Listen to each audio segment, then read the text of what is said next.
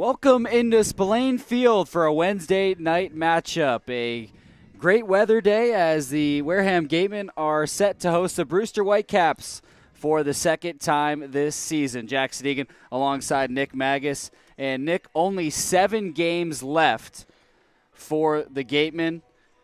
7 huge games. Their last East opponent in Brewster, then a day off, then 6 Western Division games down the stretch. It's all going to come down to the wire for Wareham. They're in 4th place right now in the West, but still very much alive. Yeah, it's gone fast this season, but as you said, coming down to the wire. They're right in the middle of the mix for that second playoff spot in the West Division.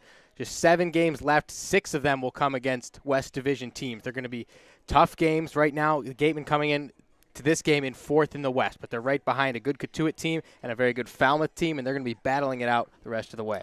Tough loss yesterday against Chatham. Now they'll have the first place team in the East in the Brewster Whitecaps. They're 0-2 against Brewster. 2 tough losses, but last time we met them was really right in the middle of their hot streak. Yeah, they have an elite pitching staff, and this is a group who has been throwing the ball well all season. That's been the reason for most of their wins. And for the Gatemen, the bats have started to get hot as of late. So this will be 2 of the best offense and pitching matchups in the Cape League tonight, and we'll see who comes out on top. Gatemen have a pretty good pitching staff as well. Their ERA now just a tick behind Brewster for the 3rd best in the league. And taking the mound is Blake Soderston tonight. He's been great in 2 performances and already pitched well against Brewster. He did. His first start of the season, first time we saw him all year was against Brewster. He went 3 scoreless. Another scoreless outing for him came out of the bullpen later in the season. Has yet to allow an earned run this season. He mixes the fastball, the slider, and the changeup very well. He'll keep the ball down, and if he can do that effectively against a team that doesn't hit the ball particularly well, likes to hit ground balls, with a very good infield that the Gatemen are putting out there tonight, they have a good chance to come out on top. 17 days since Wareham's last home win. The Gatemen hoping to get one tonight against Brewster. We'll have the first pitch coming up in just a moment on the Gateman Baseball Network. Be sure to stay with us.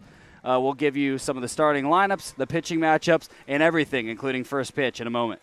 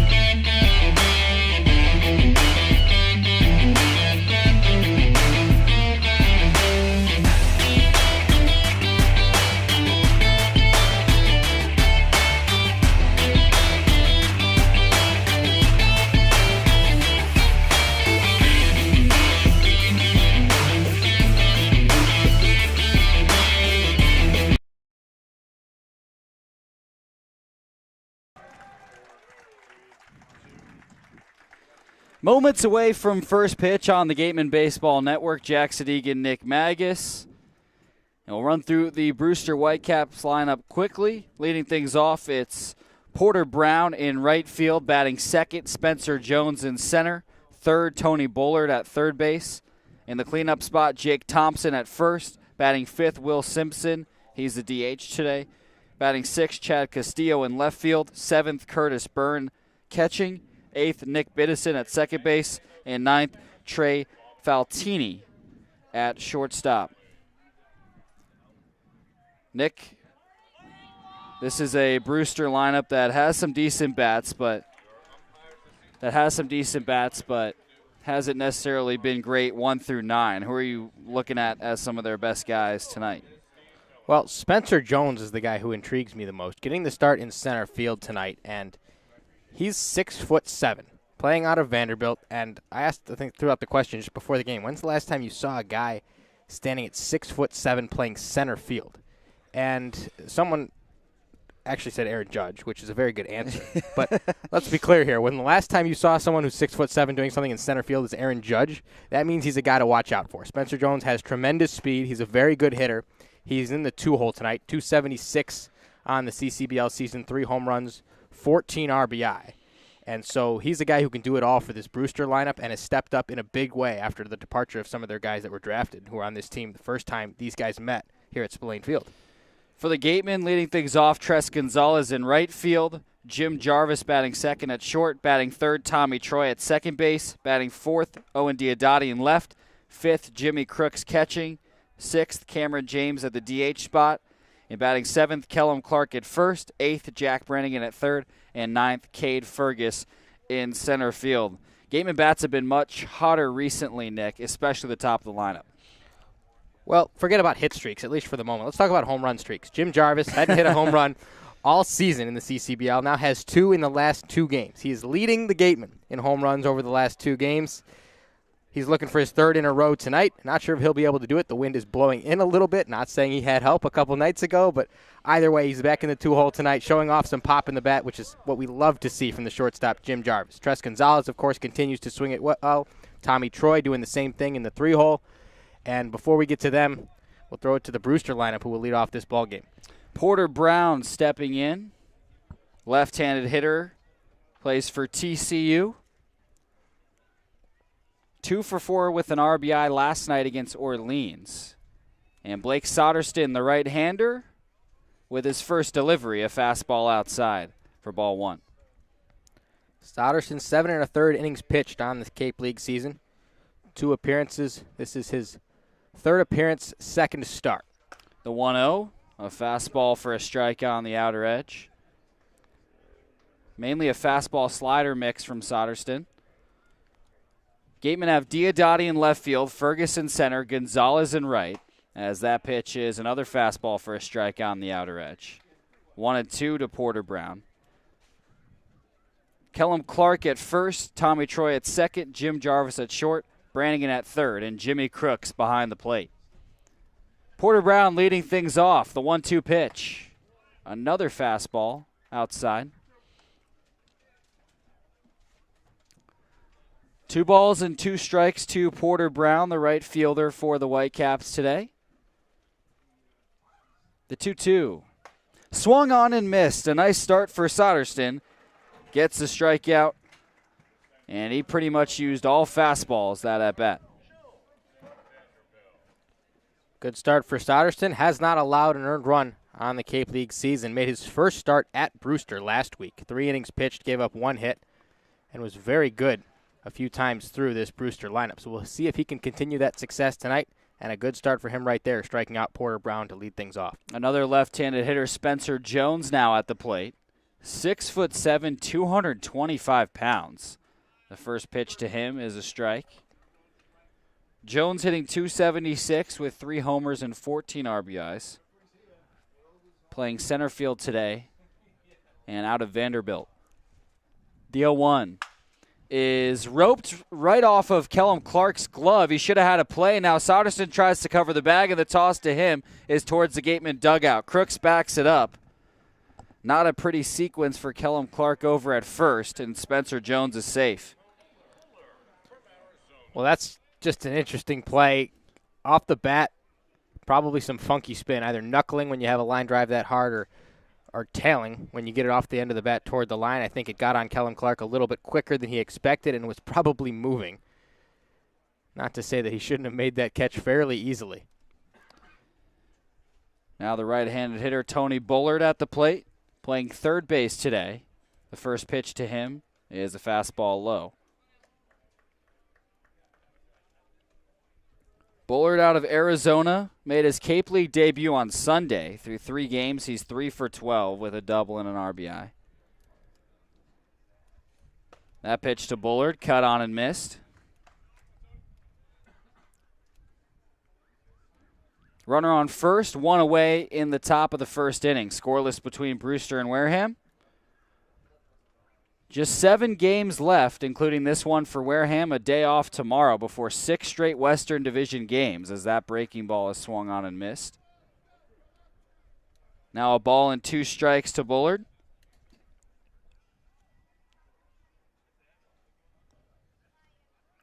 Bullard is Arizona's everyday starting third baseman. And a nice late addition for Brewster. The 1-2 skied into shallow center. Jarvis backing up. Fergus coming in. Who wants it? Fergus calls off Jarvis and makes the catch. 2 away now in the top of the first. Spencer Jones, a lone base runner at first base. And Jake Thompson, the cleanup hitter, coming to the plate.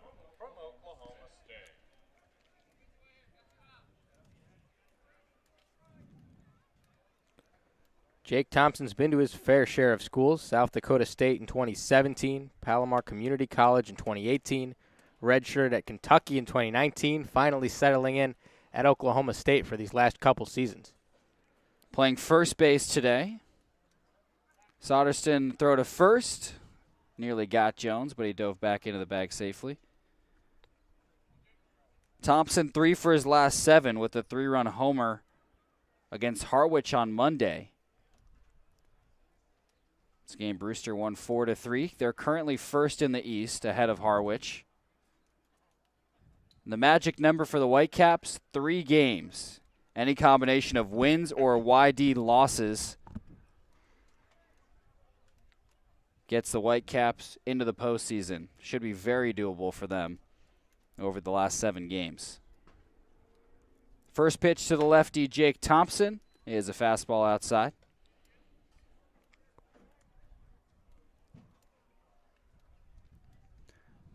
Runner on first, 2 away, in a scoreless top of the first. Some shade on the left third of the field here at Spillane as that pitch misses outside to make it 2 balls and no strikes to Thompson.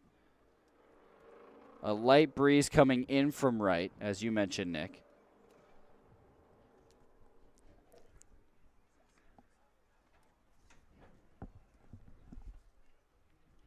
Soderson from the belt. The 2-0 is a slider for a strike.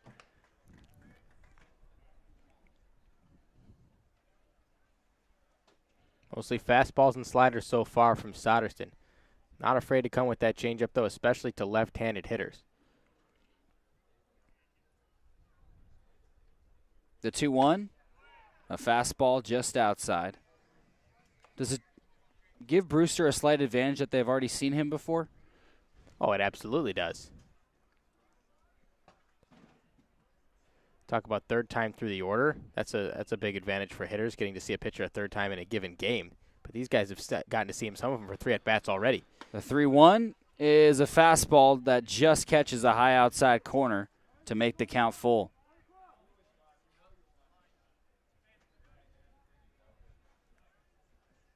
Soderson adjusting his cap.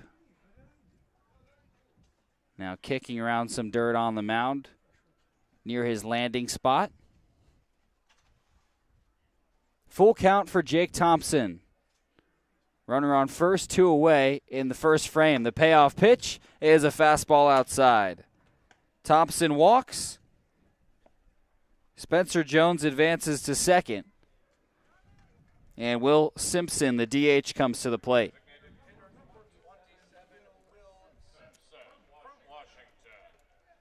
Well, Soderson has looked pretty good to this point, but the walks were what killed the Gatemen last night. And absolutely don't want to see that become an issue for the second consecutive evening. Issued 7 walks last night as the first pitch to Simpson misses inside.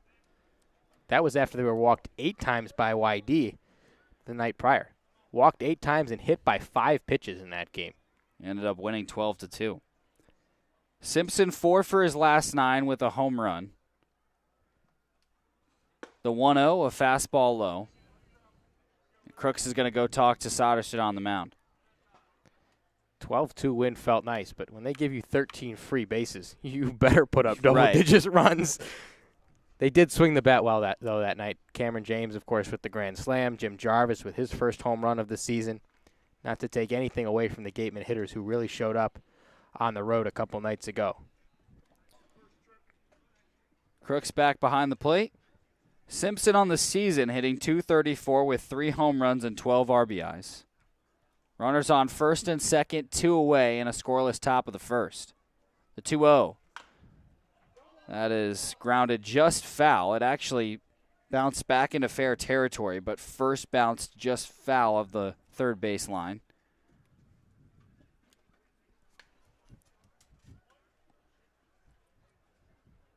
Two balls and a strike to Simpson.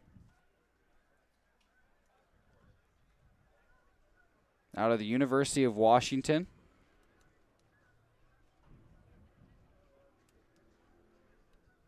The 2-1 is looped into left field, foul.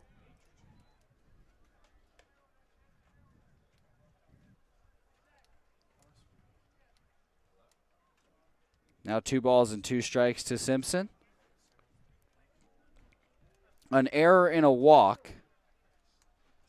Put 2 base runners on. And now Simpson in a 2-2 count with 2 outs. Soderson trying to get cleanly through the first frame of the ball game. The pitch is hammered foul.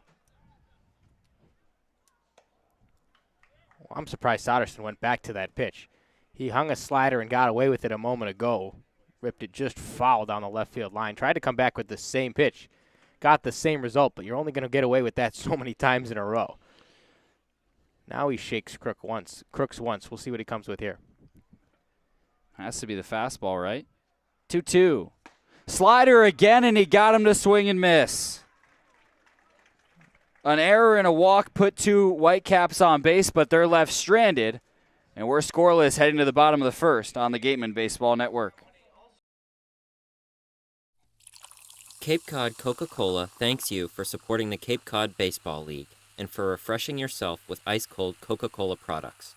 Please remember to recycle your empty bottles, cans, and all other recyclable materials.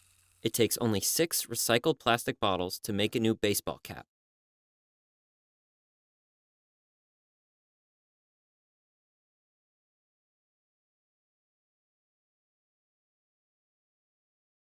The 99 Restaurant and Pub is proud to be a sponsor of the Cape Cod Baseball League. Visit your local 99 and try their famous colossal lobster rolls. Piled high on grilled brioche and served hot buttered or with just the right amount of mayo and celery with fries and coleslaw. The 99, always the real deal. Badger Sport is a leading provider of superior quality team uniforms and performance athletic wear, including performance t-shirts, fleeces, shorts, and pants. From the fields to the stands and at every practice along the way, Founders Sport Group makes authentic, quality apparel accessible at the speed of the sport. Visit foundersport.com today. Baseball Factory is a company specializing in player development and college placement of high school baseball players. We care about guiding players to a college that is the perfect fit. Give us a call at 877-752-6025 to get started today. For a nostalgic Cape Cod vacation experience, head to Bay Motor Inn, where guests are treated like family. Located in the heart of Buzzards Bay Village, this 1950s-style cottage colony still provides you with up-to-date amenities. The Gatemen thanked the Bay Motor Inn for their support.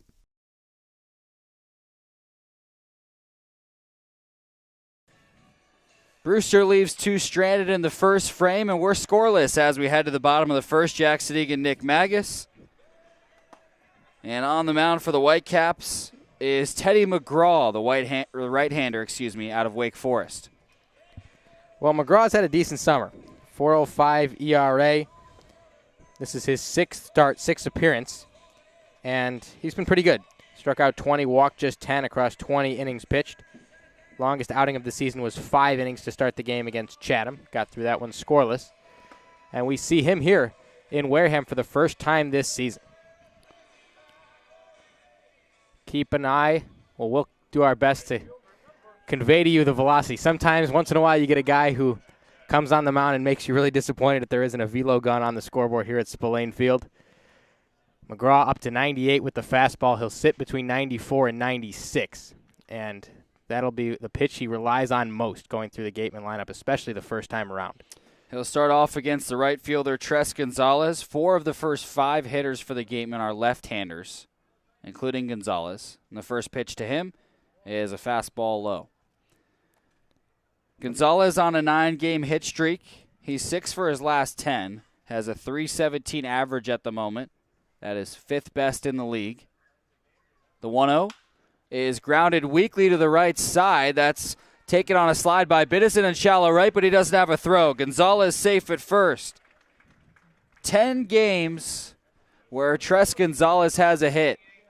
The Gatemen's longest streak of the season. Well, you talk about when you're not hitting it well, the bounces don't go your way. The same thing is true on the other side. When you're swinging the bat well, like Tres Gonzalez is right now, every ball you hit, even the balls that aren't particularly well hit, turn into base hits. That's the way it's been for Tres Gonzalez. That was the case on a slow roller to the right side. Wound up in shallow right field, and the first man aboard for the Gatemen in the ballgame. 10-game hit streak now for Tres Gonzalez. And now Jim Jarvis to the plate. Playing shortstop today, another left-handed hitter. Third base up for the first pitch to Jarvis, and it's a fastball low. Jarvis has a streak of his own, a home run streak. Back-to-back games with homers. That's his M.O., Nick. Hits the ball out all the time. Give Jimmy a break. We love to see it from the kid. No, it's awesome. It the is. 1-0 is grounded foul. He was joking in batting practice for the game. He said, I don't want to be one of those guys that only hits home runs. Maybe I'll work in a double today. Yeah. Good for you, Jimmy. I asked him, he said, did you know it was going off the bat? The one in YD, the first one he hit, and he goes, nah, I popped it up. He said it's a pop-up. It's like 320 to that short porch out there, and the wind was blowing out. I was like, just take it, Jim. He had another one last night. Spillane is no short porch to dead right as that pitch is chopped down the first base line. Taken by Thompson to start a second in time. The throw back to first, not in time. So a 3-6 fielder's choice. Jarvis reaches, but Gonzalez out at second. Now 1 away in the bottom of the first. We're scoreless at Spillane. And Tommy Troy, the second baseman, heading to the plate. Defensively for the Whitecaps, Castillo in left field, Jones in center, Brown in right. Thompson at first, Biddison at second, Faltini at short, Bullard at third, and Curtis Byrne behind the plate.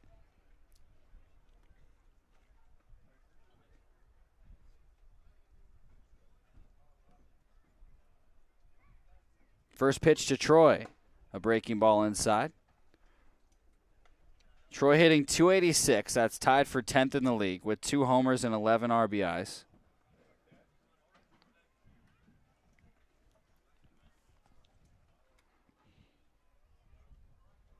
The 1-0, a fastball low, 2-0. Well, that's where the Gatemen on those fastballs low need to attack Teddy McGraw. No fault to Tommy Troy's there. That was below the zone. But it's a high spin offering. It rides across the plate a little bit, and when he misses down, like he's been doing earlier in this game, with velocity like that, the Gatemen should be able to catch up on those low pitches. McGraw will mix in a slider as well. Also has a changeup, but nobody's seen that very much here on the Cape. Pretty much a 2-pitch mix from the man out of Wake Forest. The 2-0. That's in for a strike at the knees. And that was the slider, Nick. That's his go-to off-speed pitch. Throw a lot of them low and away to right-handed hitters. But behind in the count, he likes to come with fastballs. The 2-1. A fastball for a strike on the outer half.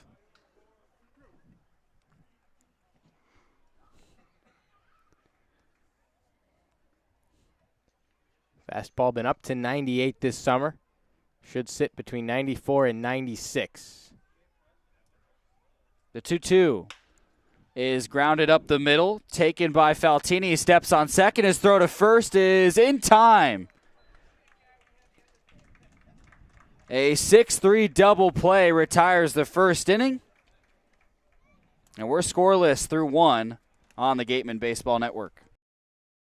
Baseball Factory's vision is to guide both players and parents through the college recruiting process into professionally trained players in order to find a school that is the right fit, both academically and athletically.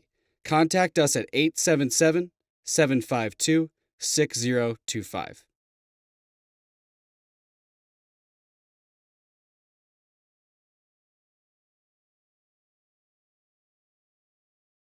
With professional coaches that provide personalized world-class baseball training, Baseball Factory helps every player take his game to the next level. Get a pro evaluation by calling 877-752-6025.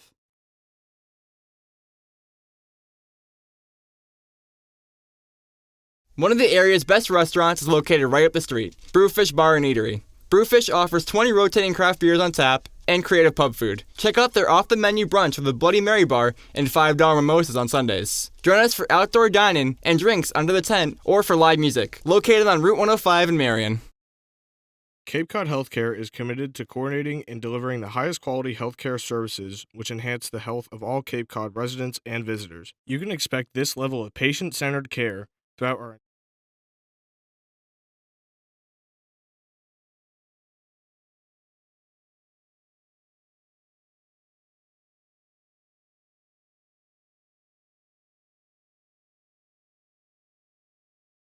Scoreless as we enter the top of the second. Soderson navigating out of a little bit of trouble in the first. An error and a walk put 2 runners on, but they were left stranded. Now the first pitch to Chad Castillo is a fastball low for ball 1. It's Castillo, Byrne, and Biddison, the 6, 7, 8 hitters for Brewster. Castillo in left field. The 1-0, another fastball, this time a strike on the inner half. Chad Castillo into this game hitting .290. That's the highest batting average on the team. He's played in 10 games so far this summer. The 1-1 is looped into right field. That'll get down for a base hit. First hit of the night for Brewster. A leadoff single for Chad Castillo in the top of the second. We're scoreless. Well, I know it's just his 11th game now for Brewster. He's a little bit newer to the lineup, but batting average climbing a little bit higher there on a base hit, and a little bit surprised coming into this game to see him buried in the 6-hole. We saw a little bit of that last night with Chatham burying their best power hitter in the 9 spot. He still found a way to Lyle hurt us. Miller Green. Oh, he did. Finished 3 for 4 with a double. This is the first pitch to Curtis Byrne, is outside for ball 1. This is the weaker part of the lineup. Byrne, Biddison, and Faltini, the 7, 8, 9 hitters. And you can actually extend that to Porter Brown when he comes back around. Byrne catching today. The 1-0 pitch, a slider in for a strike. Byrne hitting just 197 with 5 RBIs on the season, but the bottom 3 in the order are combined 1 for their last 40, Nick. You know what that means, Jack? The 1-1. In the dirt, bounced away from Crooks. Castillo advances to second. And he's in scoring position with nobody out in the top of the second. That's the leading run for Brewster. Now 2 balls and a strike to Curtis Byrne out of TCU. What does it mean? He needs to get these guys out. These are must-have outs, 7, 8, 9, 1, as he starts the second time through the order, hopefully not till next inning. That pitch is ripped foul. And that's what Soderstrom did the first time he pitched against Brewster. 3 innings pitched, did not allow an earned run, just 1 hit picked up all night. In a game the Gatemen still lost. They're now 0-2 on the season against Brewster and trying a way to salvage the final matchup of the season. 2 balls and 2 strikes to Byrne. Soderstrom a look at second, now another. And the pitch is swung on and foul-tipped into Crooks' mitt for strike 3. 3rd strikeout for Soderstrom, and 1 away now in the top of the second. Castillo on second base, the leading run for Brewster, with Nick Biddison, the second baseman, coming to the plate.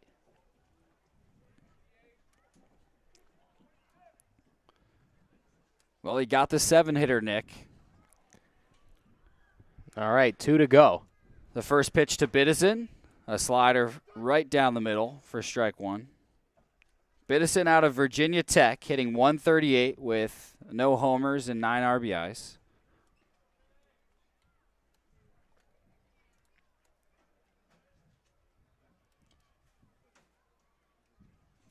The 0-1, a slider just outside.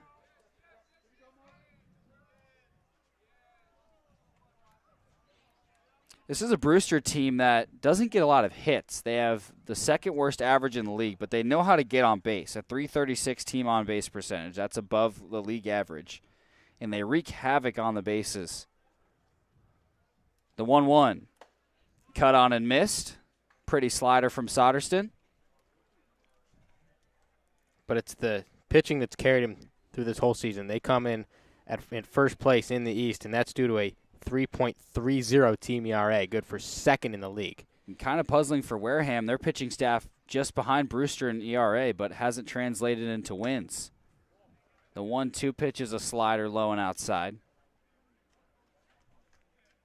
Normally when your team ERA is 3.38 like it is for Wareham, you're above 500. And the batting average is better than league average.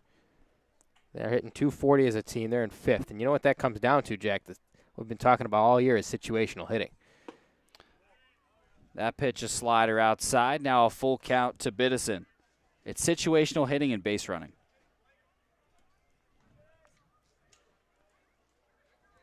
Two words that sum up Wareham's struggles. I guess 3 words. Base running is 2 words. No, it's one word. That's 1 word. Payoff pitch is lifted to center field. Fergus racing back, makes the catch on the run for the 2nd out. Well, a 6-pitch at bat from Blake Soderstrom, or excuse me, the at bat from Nick Biddison. Blake Soderstrom came with 6 consecutive sliders. Did not throw a fastball to Nick Biddison. And Biddison had no choice but to swing at the last one. Soderstrom got it over the plate and a fly out to center field. Fergus covered a decent amount of ground as well to make the catch. Nice read by him. Runner on second, 2 away for the 9-hitter Trey Faltini. And the first pitch to Faltini is a fastball low. Faltini playing shortstop today out of Texas. hitting 148 with a home run and 4 RBIs on the summer. The leading run on second for the Whitecaps, the 1-0. A slider in for a strike on the inner half of the plate.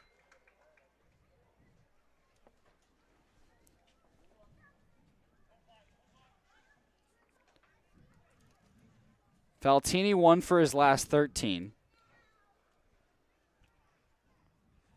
The 1-1 is a slider that's cut on and missed.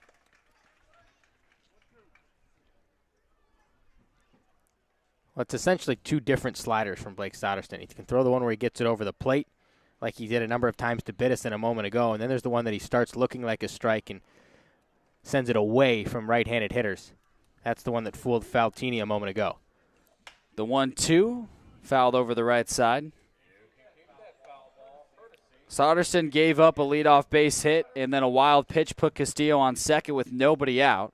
But now Castillo still on second and 2 away in a scoreless top of the second. Soderstrom 1 strike away against the 9-hitter Faltini. Porter Brown on deck, who Soderstrom struck out his first time up. The 1-2 pitch, fouled back.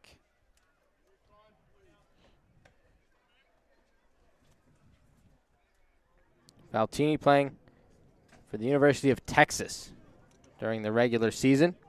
39th round pick by the Boston Red Sox. That was back in 2019. We'll do another 1-2 pitch. Here it is. Fouled away yet again. Faltini staying alive with the ball and 2 strikes.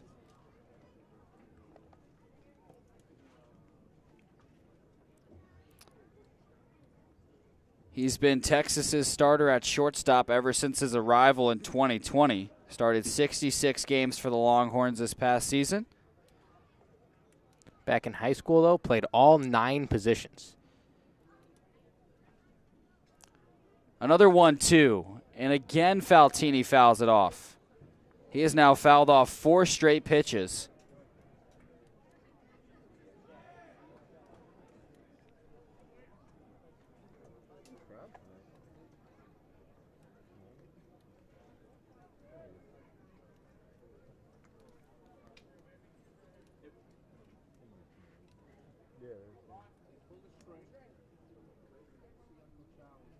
A ball and 2 strikes to Faltini. The pitch is called for strike 3. Another excellent slider from Soderstrom, his 4th strikeout. And Brewster leaves the leading run in scoring position. Scoreless game through 1.5 on the Gateman Baseball Network.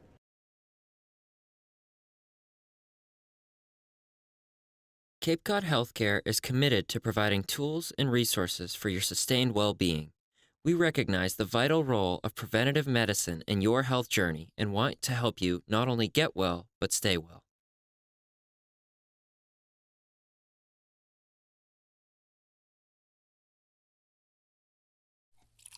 Cape Cod Coca-Cola thanks you for supporting the Cape Cod Baseball League and for refreshing yourself with ice-cold Coca-Cola products.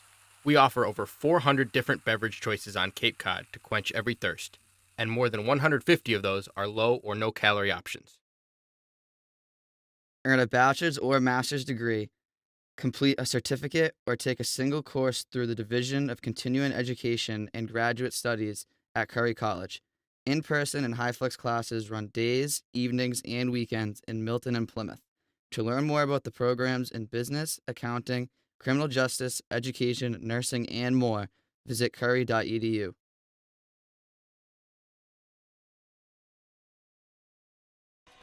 Scoreless as we head to the bottom of the second. Jack Sadighian, Nick Magas. Diodati, Crooks, and James, the 4, 5, 6 hitters due up for the Gatemen.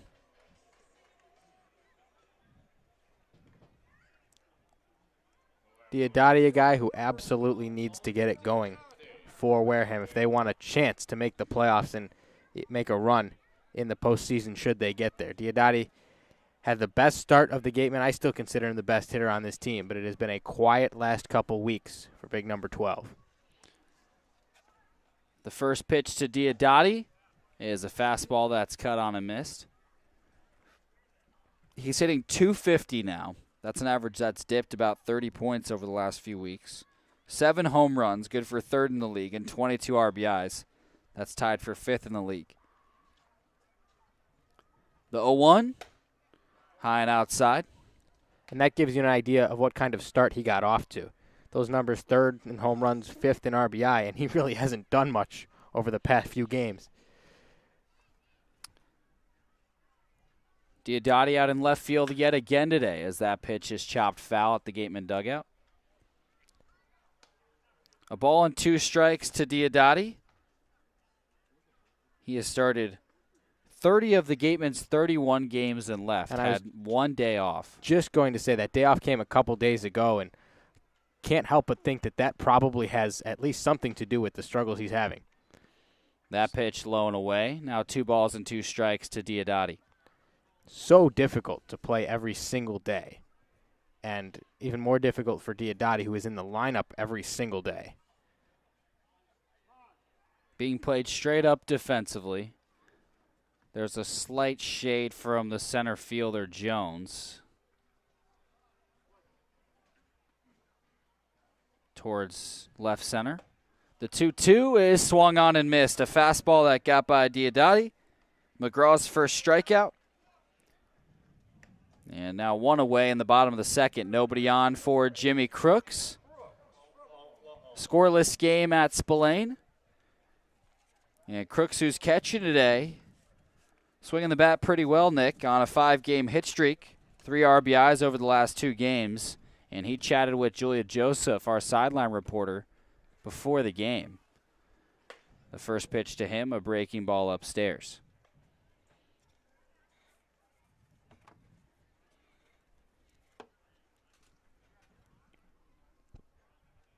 The 1-0 is fouled off over the left side. Well, I think about the scouting report we had on Jimmy Crooks before the season. A smooth swinging, left-handed hitting catcher with some pop. And that's exactly what he's showed us to this point in the season. Fun to look back on these guys now that we've gotten to know them over a 30-game stretch and see what you thought about them before the season. Right. Some of them more accurate than others. But for Jimmy Crooks, what you thought you were going to get is exactly what the Gatemen have gotten. And it's been incredibly productive for number 8 behind the plate. That pitch, a fastball that missed outside. Now 2 balls and a strike. Here's the 2-1. And it is grounded in fair territory down the left field line. Crooks tears around first, now stumbles, and will return to the first base bag. A base hit down the left field line for Jimmy Crooks. With 1 out in the bottom of the second, he's the leading run for Wareham, with Cameron James heading to the plate. Well, the grass is pretty thick out there tonight, and that ball was hit hard enough that it, on most evenings, should have gotten into the corner, but the thick grass beyond the third base bag ate it up. Crooks trying to take a turnaround first. Didn't get any help by the fact that he stumbled, and after the ball stopped in shallow left field, forced to pull up with a single. First pitch to Cameron James, a fastball upstairs. He was certainly thinking to about halfway down the first baseline, then thought better of it after stumbling. The 1-0 is a slider for a strike. Cameron James, a grand slam versus YD on Monday, hitting 143 with 2 homers and 7 RBIs on the season. But he's picked it up recently, 2 homers in the last 4 games, as that pitch is chopped into right field for a base hit. Crooks had to hold up as the chopper went past him. He's at second. James is at first. Back-to-back base hits for the Gatemen, with 1 away in the bottom of the second. Well, I guarantee you Jimmy Crooks was thinking about getting thrown out at third a couple weeks ago. Trying to go first or third on a single. I believe that was against Orleans, and he actually got thrown out. This time around, he thinks better of it, pulls up at second base, and it was wise. One thing we haven't given Jimmy Crooks for much credit, though, to this point in the season is his speed. He actually runs fairly well, especially well for a catcher. Kellum Clark, the left-handed hitter at the plate now, and the first pitch to the first baseman is slapped foul.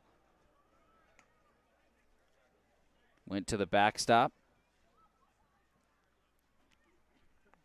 Clark hitting 200 with no homers and 3 RBIs, but like Cameron James, picking it up recently, a 6-game on-base streak for Clark. Crooks on second, James on first, 1 away in a scoreless bottom of the second. The 0-1 is lifted foul. Quickly, Clark behind 0-2. Last East opponent of the season for Wareham.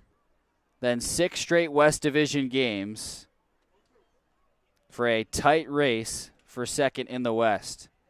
Falmouth, Katuitt, and Wareham all in the mix for that last playoff spot in the West Division. The 0-2 to Clark.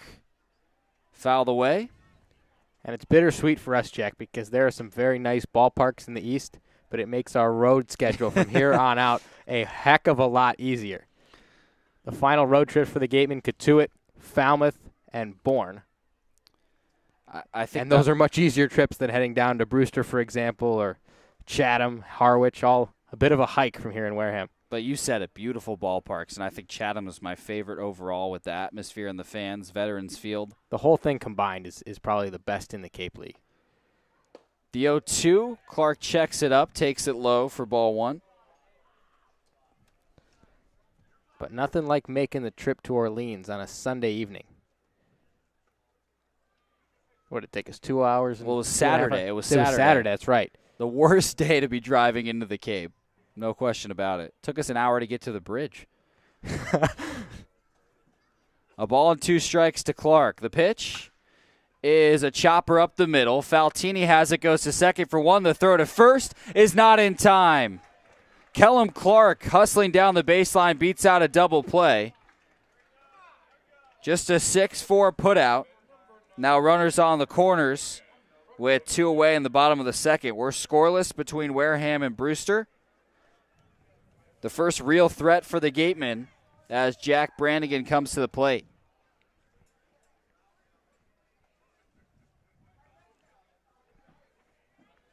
Brannigan, a 2020 Collegiate Baseball News Freshman All-American. Been putting together a very nice season on the Cape. .232 is the batting average, but climbing in recent weeks. That was Notre Dame's first freshman All-American they had had since 2016 for a really good baseball program. The first pitch to Brannigan's a fastball low. He's at third today, hitting .232 with a couple RBIs on the Cape League. Big season at Notre Dame this year, a .295 hitter. 6 home runs, 29 knocked in, also swiped 8 bags. The 1-0, a fastball for a strike on the outer edge. And we've seen him on the mound a little bit, too. He did it at Notre Dame a little bit more in his freshman year than he did in his sophomore year. Well, he made a name for himself swiping bags. Stole home just a few games into his freshman season. That's a good way to put yourself on the map. You don't see that too often anymore at any level of the game. And he's done it twice in his college career. The 1-1, a slider low and away. Runners on the corners, 2 away in the bottom of the second. Wareham trying to get the first run of the game across. No better way to break into college baseball, though, than what Caleb Pendleton did. Yeah, That's a big ask, though. Back-to-back grand slams. The 2-1 is a fastball well outside. 3 balls and a strike to Brannigan. Well, just the fact that he got to come up twice in 1 inning to hit those back-to-back grand slams. Back-to-back grand slams in his first 2 college at-bats. That was for Florida Atlantic. One of the bigger stories to start college baseball in the spring this season. Caleb out playing with Hyannis now. The 3-1, cut on and missed. It was a low fastball. Full count for Brannigan. Crooks on third. Kellum Clark on first. Scoreless in the bottom of the second. McGraw shakes the first sign. He's working from the belt. Here's the pitch. Clark on the move. Fouled back. Kellum Clark will have to return to first. This is where Jack Brannigan can have his teammate running wind sprints. Clark will be off with each one of these pitches. Right. And if Brannigan can keep fouling pitches off, which is his job in this situation, unless he can get one to hit, Clark will be taking off for second base 1, 2, maybe even 3 times in a row. Another payoff pitch. Cut on and missed. McGraw strikes out Brannigan to end the second, and we'll toss it down to the third member of our team, Julia Joseph, near the dugout.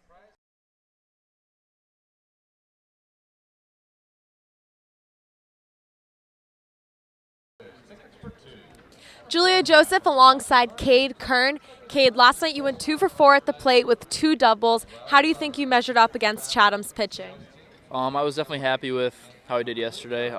Just been working in the cages, working hard, just little tweaks and improvements through all the games because all the pitchers are so good. So just working hard, and I was happy with the outcome.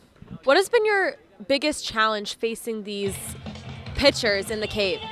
Well, these guys are the best in the country, so they have the best stuff in the country. So it's really just the more you see, the better you'll get. So just experience comes over time. So just getting the most amount of at bats I can is all I can do. You guys are in a tight bind for that second spot in the Western Division for the playoffs. If you want to get there, what does the team need to do to improve?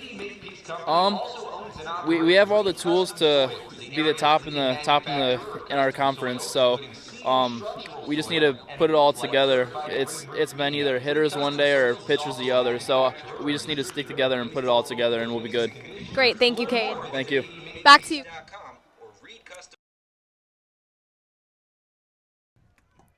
Thank you, Julia. Top 3 coming your way on the Gateman Baseball Network. Brewster Whitecaps coming back to the plate, locked in a scoreless tie with the Gatemen. Blake Soderson back on the mound. And he'll have the top of the order, Porter Brown, Spencer Jones, and Tony Bullard. Gateman threatened for the first time last inning, had runners on the corners when Jack Brannigan struck out. Encouraging signs, though, against a very good pitcher in Teddy McGraw. They've put runners on base now in each of the 2 innings they've come to the plate. And you have to think, Jack, it's only a matter of time as the first pitch from Soderson finds the zone for strike 1. Yeah, the Gatemen have snuck some grounders through. There's a fastball cut on and missed. Quickly ahead, 0-2 is Soderson. I will say, though, Nick, not to damper the mood, but some weak ground balls were able to get through for base hits to right field for the Gatemen. They are line drives in the scorebook as Soderson shakes, works out of the windup. As that's a swing and a miss, strike 3.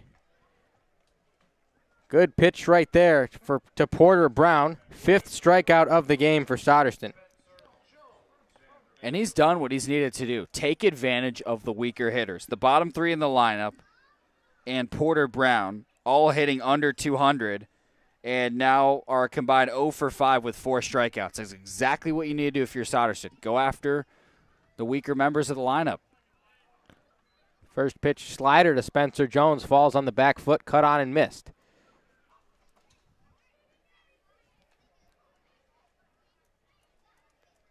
Nobody on, 1 out in the inning as the 0-1's lined to left field, and that's a base hit. Diodati cuts it off, doing a nice job getting over there, keeping that out of the gap and holding Jones to 1 base. Nice job by Jones staying on what looked like a fastball. Shot it the other way. And he's got plenty of power in the arsenal. We know that at 6'7", 225 pounds, and a sharp hit line drive to left field for Brewster's second hit of the night. Soderson did a good job after giving up a leadoff single in the last inning, though. That one's off the glove of Jimmy Crooks. The runner will move up to second base. And the second time that's happened, wild pitch moves the runner and puts a man in scoring position with 1 out in the inning. The first pitch I thought, or the first wild pitch rather, was one I thought Crooks maybe should have been able to stay in front, but that one well in front of the plate, and it took an awkward hop for Crooks. It's the scenario, essentially, actually a little bit better than Soderstrom had in the last inning. This time a runner on second with one out instead of nobody out after a base hit and a wild pitch.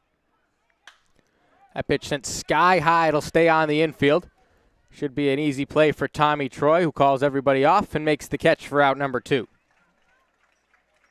Good job by Soderstrom after the wild pitch, coming straight back and getting an out. Now 2 away in the top of the third. And I think so far in this game, he showed that he's not easily rattled. Sometimes pitchers give up leadoff hits. They pay a lot of attention to the base runner. They lose control of the zone. Not happening for Soderstrom so far. He's 1 out away from stranding another runner in scoring position in the third. Not if Jake Thompson can help it in the left-hand batter's box. And takes a pitch, takes a strike. He walked his first time up, the only walk of the game.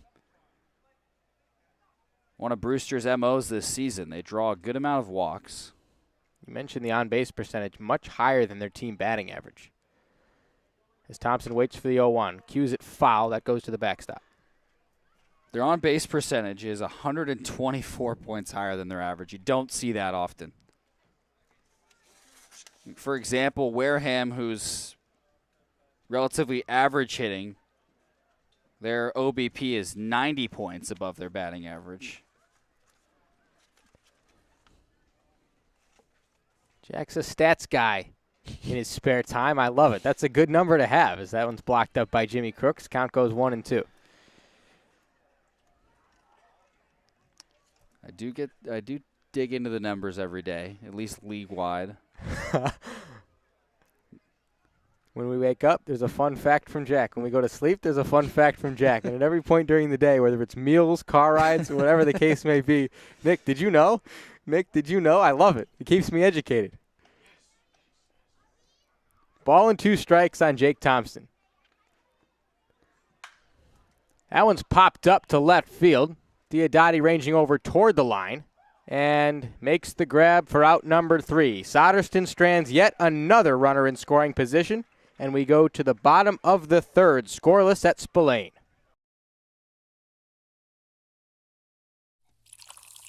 Cape Cod Coca-Cola thanks you for supporting the Cape Cod Baseball League. Cape Cod Coca-Cola has been proudly refreshing the community for over 30 years, and we're honored to support the Cape Cod Baseball League and many other wonderful organizations on the Cape.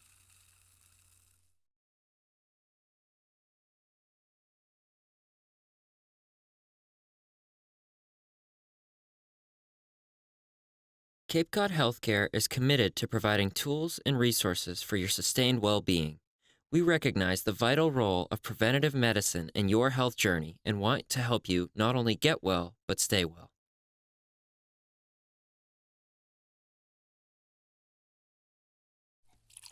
Cape Cod Coca-Cola thanks you for supporting the Cape Cod Baseball League and for refreshing yourself with ice-cold Coca-Cola products. We offer over 400 different beverage choices on Cape Cod to quench every thirst, and more than 150 of those are low or no-calorie options. Earn a bachelor's or master's degree, complete a certificate, or take a single course through the Division of Continuing Education and Graduate Studies at Curry College. In-person and high-flex classes run days, evenings, and weekends in Milton and Plymouth. To learn more about the programs in business, accounting, criminal justice, education, nursing, and more, visit curry.edu. Clobbered high and deep to right center field, and this one is gone. A home run. That home run's brought to you by Eastern. Hello again on the Gateman Baseball Network. Bottom of the third. 0-0 is the scoreless tie, as we have Cade Fergus coming up for the Gatemen and then throw it back to the top of the order. Jack, any fun facts from the last inning? Anything you can think another of? Did you know? Did you know Brewster has left 3 runners in scoring position tonight to the Gatemen's 1? Well, credit to Soderstrom for keeping them in check. And a question in the chat, somebody asking, do I know the Gatemen's away versus home batting average? We don't get those splits. We get away versus home for individual players, but I don't go through each individual guy to get the team average of home versus away, as that pitch misses to make it 1-1 to Fergus. But I do know the Gatemen are performing much better on the road. 7-7-2 on the road versus 4-8-3 at home. 17 days since their last home win. 2-1 is the count on Cade Fergus. Enters this ball game a .267 hitter. 1 home run, 2 RBI. That home run came what feels like a long time ago, Jack. As I think it's fair to say he's due as he takes a pitch, sends the count to 3-1. Is it too much if I do another? Did you know? It Save was it for June 25th. All right. The 3-1 to Fergus. And that's a strike on the outside corner. Too much Cape League stats from 2021 in my head. Now that you pointed it out to me, I'm just thinking of everything. The 3-2. And that's ball 4. Cade Fergus aboard, the leadoff man. And now Tres Gonzalez coming to the plate. Gateman in business, trying to score the first run of the ball game, maybe more, as we work with nobody out in the bottom of the third. Well, Cade Fergus does that well, draws a lot of walks. The only guy who's actually ahead of him on base-wise is Tres Gonzalez, who's stepping up to the plate now. But Fergus led the team in on-base percentage for most of the season. He's a patient hitter.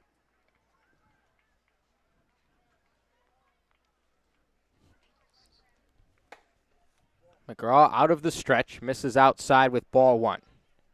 Gonzalez extended an 8-game hitting streak to 9 in his first at-bat. Comes up for the second time tonight, 1 for 1. Gonzalez gets check that. Fergus gets a big lead off first base. Infield at double play depth for Brewster. The 1-0. Line back up the middle and into center field. Cade Fergus will take a turn. He'll pull up at second base. And Tres Gonzalez aboard once again with his second hit of the ballgame. Tres Gonzalez can do no wrong, Nick. He just gets a hit seemingly every time he's up at the plate. I mean, he's been unbelievable, especially over the last 9 or 10 games. 4 for 5 back in YD a few days ago. And I asked Jim Jarvis when he was on deck later in the game. He was 0 for 2 at that point in 4 plate appearances. And I said to Jarvis, you know, if you don't get a hit here, Tres says he's going to give you one of his because he feels bad. And that's when Jarvis came up and hit that home run and points at me as he's heading back to the dugout. And I was like, all right, Jim. Last time you try and show up, Jim Jarvis. I didn't try and show him up. I was just giving him a hard time. He's on a mission to get signed by Uncrustables as a sponsor. Wants free crustless peanut butter and jelly for life. 0-1 count, nobody out as he squares to bunt, pulls back. Now Fergus takes off for third, and he's there standing up. The appeal to second base says Jarvis did not go, so it's a ball, and more importantly, the Gatemen move a runner from second to third with nobody out in the inning. Nice job by Fergus, got a great jump, and then after Byrne bobbled the pitch, he had no chance to get Fergus. Didn't even have to slide. Jarvis 0 for 1, grounded into a fielder's choice in his first trip. Runners at the corners, nobody out. McGraw out of the stretch for the 1-1. Sliders a strike on the inside corner. Up another opportunity situationally for the Gatemen. Nobody out with runners on the corners.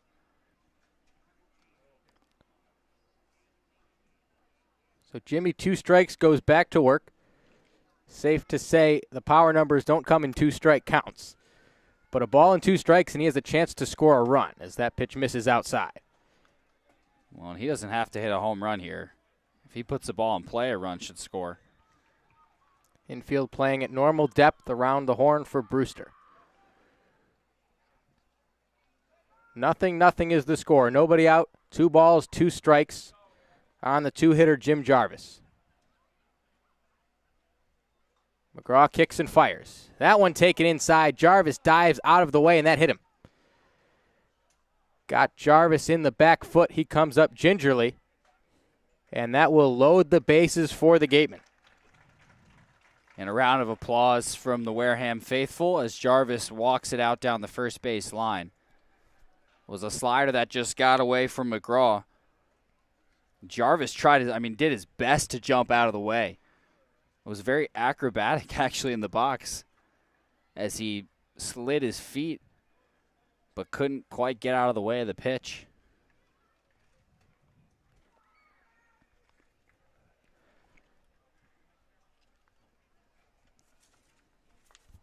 Mentioned he wants to be sponsored by Uncrustables. The meeting on the mound is broken up. Asked him, I said, what are you saving if you get free Uncrustables? He goes, I don't know what I'm saving. Right now I'm stealing it from my roommate or I'm getting them from our nutritionist.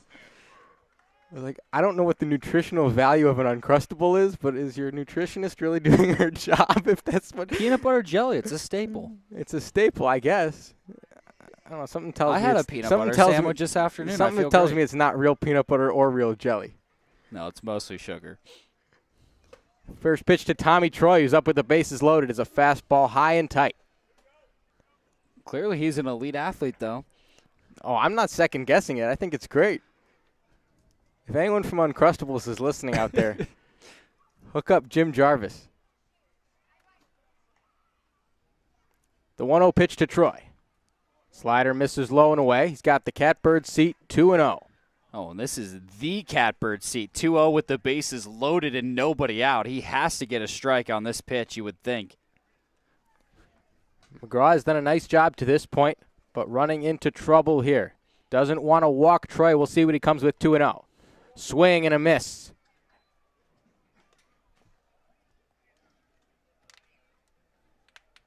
Troy got the fastball he was looking for, came up empty. 2 more strikes to work with, bases loaded. Well, it was low from McGraw. I don't think it would have been a strike. It wasn't a bad swing from Troy.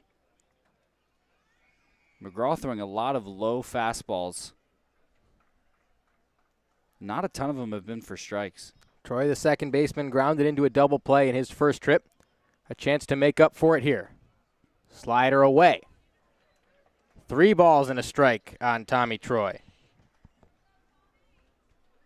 I know this is a hitter's count, but does he feel incentivized to swing here? I mean, McGraw has not thrown very many strikes in the last 7 or 8 pitches. I think here he's sitting on a fastball. Well, yes, if he gets anything else, he's going to lay off. Here's the 3-1 pitch. Fouls it off. It was the fastball. The count goes full. And it was a good one. It was right down the middle.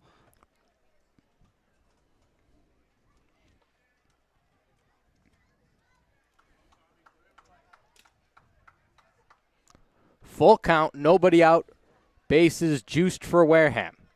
Trying to take the lead for the first time in this ball game here in the bottom of the 3rd.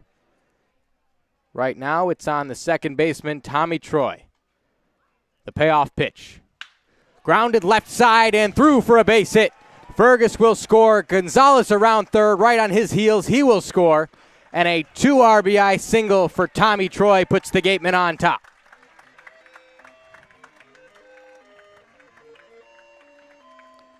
It's a nice piece of hitting from Tommy Troy. Hit a ball hard. It gets past Faltini, who was trying to backhand it, didn't lay out for it, and gets through to left field.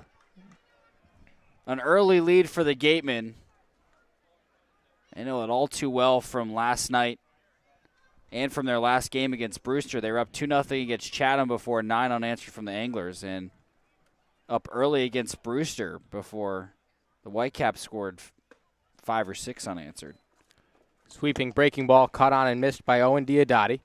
Still runners at first and second for Wareham. They took a 2-run lead a moment ago on an RBI single from Tommy Troy. He's now at first base, Jarvis at second. Still nobody out in the inning.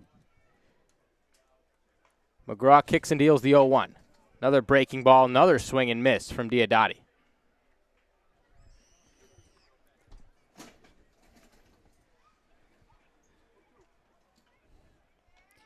Diodati's been struggling with strikeouts recently, with runners on especially. His goal here, especially down 0-2, is just to put it in play. The 0-2 pitch, chopped to the second baseman. Biddison has it, gets the tag for 1, throws to first, and that's a double play. And now they're going to call Troy safe and say he avoided the tag. Biddison thought he had him. I think everybody in the ballpark did as well, but the umpire in the middle of the field had the best angle. Jeff Kinney over there says no tag, and an excellent athletic juke move from Tommy Troy. Matrix level stuff from Tommy Troy. Beautiful sidestep in.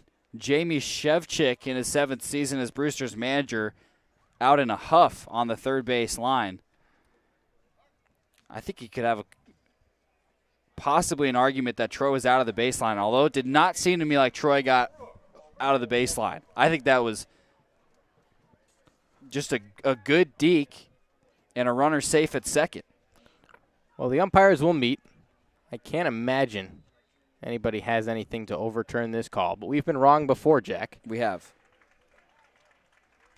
And the call stands. Tommy Troy is safe. He stands on second base. Jim Jarvis at third and Jimmy Crooks coming to the plate. It's now the second time Troy's done that this season. He did it at Katuitt on a triple, deked the third baseman who should have had him easily for a tag and put his foot on the bag before getting tagged on the chest. That one just as impressive, dodging the second baseman Biddison and avoiding a double play. So now the infield for the Whitecaps comes in. Everybody playing on the grass all the way around as Jimmy Crooks with a couple runners in scoring position stands in the left-hand batter's box. First pitch breaking ball taken low and away. Crooks has been swinging a hot stick recently. Already singled his first time up today. Ball and no strikes on Crooks. 1 out in the inning. Couple ducks on the pond for the catcher for Wareham. The pitch. That misses low and away. Crooks ahead 2-0. I love that these hitters for Wareham have been laying off of the low fastball. McGraw hasn't thrown it for a lot of strikes. And the Gateman not swinging at it. The pitch to Crooks. Fouled back. Got a 2-0 fastball out over the plate and just missed it.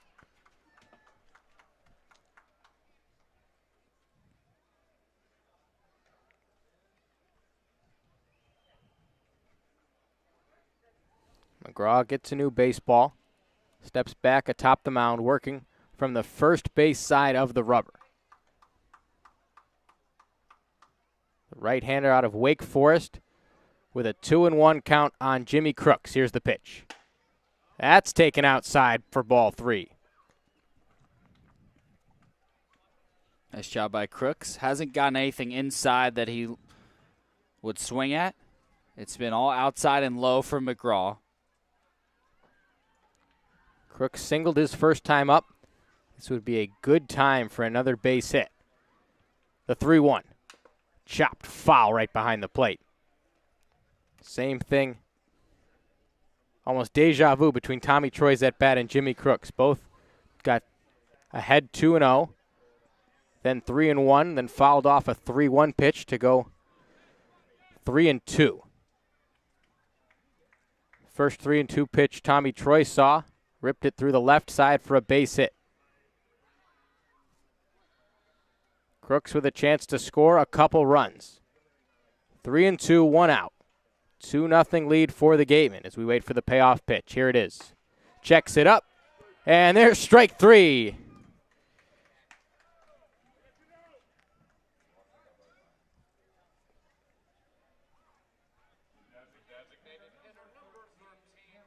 It was a good pitch from McGraw. Crooks did not go around, but it didn't matter. A slider on the lower end of the strike zone. That was a big second out for McGraw because if Crooks puts something in play, you're almost sure to get a run across. Especially a left-handed hitter, most likely to roll over to the right side. Now a big spot for Cameron James. He's delivered over the last 4 games. And cuts and misses at the first pitch. A fastball. I like that idea from McGraw a couple pitches ago to Jimmy Crooks. Knows he has first base open. And in a fastball count, when Jimmy Crooks is no doubt going to be sitting on the heater, came with the breaking ball. Had number 8 absolutely frozen. And he got a big out number 2. Now it's Cameron James 0-1. There's a slider cut on and missed. James singled his first time up.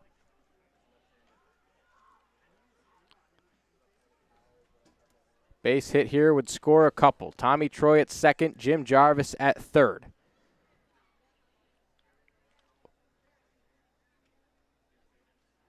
Here's the 0-2 pitch. Fouled off, another slider. Got Curtis Byrne on the right thigh, but he appears to be okay. James had to reach for it and just caught a piece to stay alive.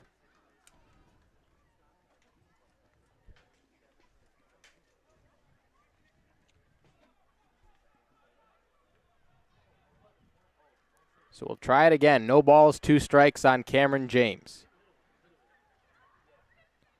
McGraw is set. Now comes home. That one's fouled off to the backstop. Cameron James chopping a couple pitches off the plate and staying alive with 2 strikes.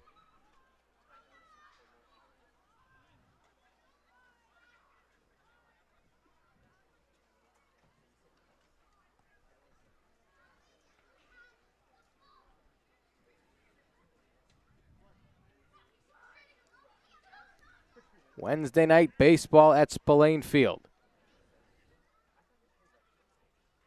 The 0-2 flied out to right field. Porter Brown chasing it toward the line, moving in, and he settles underneath it for out number 3. The Gatemen do damage, though. They get a couple runs and take the lead as we head to the 4th on the Gateman Baseball Network. Curry College is where you go to become anything you want. Curry prepares students to engage in successful careers with learning beyond the classroom. Explore undergraduate programs, including new majors in sport and recreational management, graphic design, marketing, and computer science, online at www.currycollege.edu.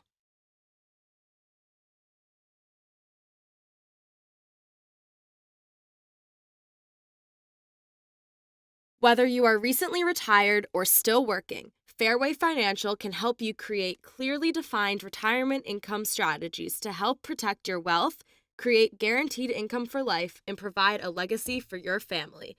We are committed to earning your trust by thoroughly understanding your goals and dreams and helping you gain greater financial confidence. To learn more, visit Fairway Financial in South Yarmouth or go to fairwayfinancial.net. Curry College is where you go to become anything you want. Curry prepares students to engage in successful careers with learning beyond the classroom. Explore undergraduate programs, NCAA Division III athletics, and continuing education and graduate studies, including 5th-year master's. Blake Soderson back on the mound for Wareham.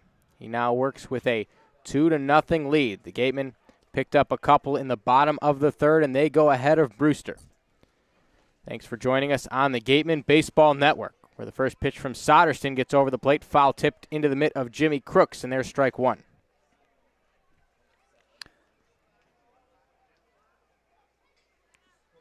The 1-1 set on the ground to the right side. Diving stop by Kellum Clark. The pitch to first is in time. Kellum Clark making up for an error there a couple innings ago and saving a base runner to lead off the inning. Well, Clark had that sequence with a line drive in the first. It went off his glove, and then he missed a toss to Soderson. This time, diving, laying out for a ground ball, making a nice play, and then a perfect toss to Soderson, who was covering the bag at first. A nice recovery by Kellum Clark, not letting that error in the first fester and making a nice play to start off the 4th. Chad Castillo now in the box. And he takes a strike on the outside corner. Soderson has worked cleanly through 3 innings, 3 1/3 now, but had to take a long break between the 3rd and the start of the 4th after the Gatemen put a little rally together. Yeah, Tommy Troy with a 2 RBI single. Wareham out in front, but they know that all too well, as I mentioned an inning or so ago. Last time against Brewster, 3 runs in the 3rd. And then the Whitecaps scored 8 unanswered before an 8-4 victory.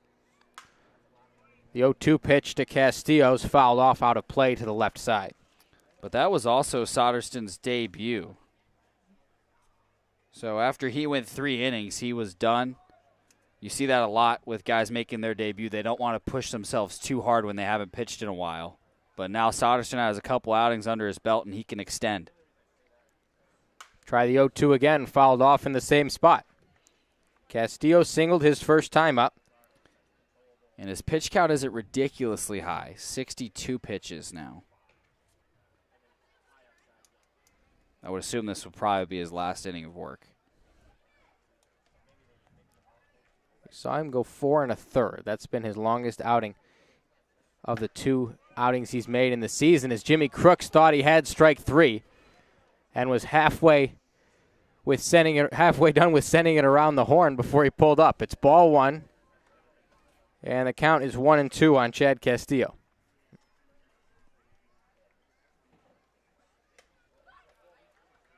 Breaking ball misses upstairs, evens the count at 2. 1 out in the inning, nobody on for the Brewster Whitecaps. They're in town to take on the Gatemen. Gatemen ahead 2-0 as the 2-2 pitch is ripped down the first base line and foul. Frustrating for Soderson because he thought he had Castillo out. A beautiful 0-2 fastball. Crooks thought it was a strike. Now has to work here, 2-2. The pitch. And that's ball 3. Crooks turns around, asks the home plate umpire, Mike Rabideau, where it was. Said maybe it was low, maybe it was inside, but that's all we get from up here is the 3-2 pitch is in the dirt. There's ball 4. Soderstrom allows a walk with 1 out and a runner at first base for the Whitecaps. That is a very tough break for Soderstrom. I thought he delivered a couple of really nice 2-strike pitches.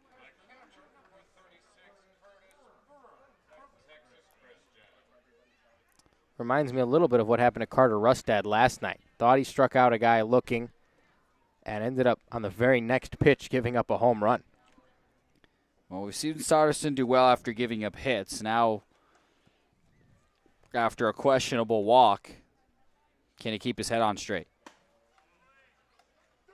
Gets first pitch fastball over the plate. Jimmy Crooks brought it back into the strike zone. And an 0-1 count now on Curtis Byrne. Soderstrom had success against this part of the order. Retired all 4 of the next 4 hitters coming to the plate for Brewster.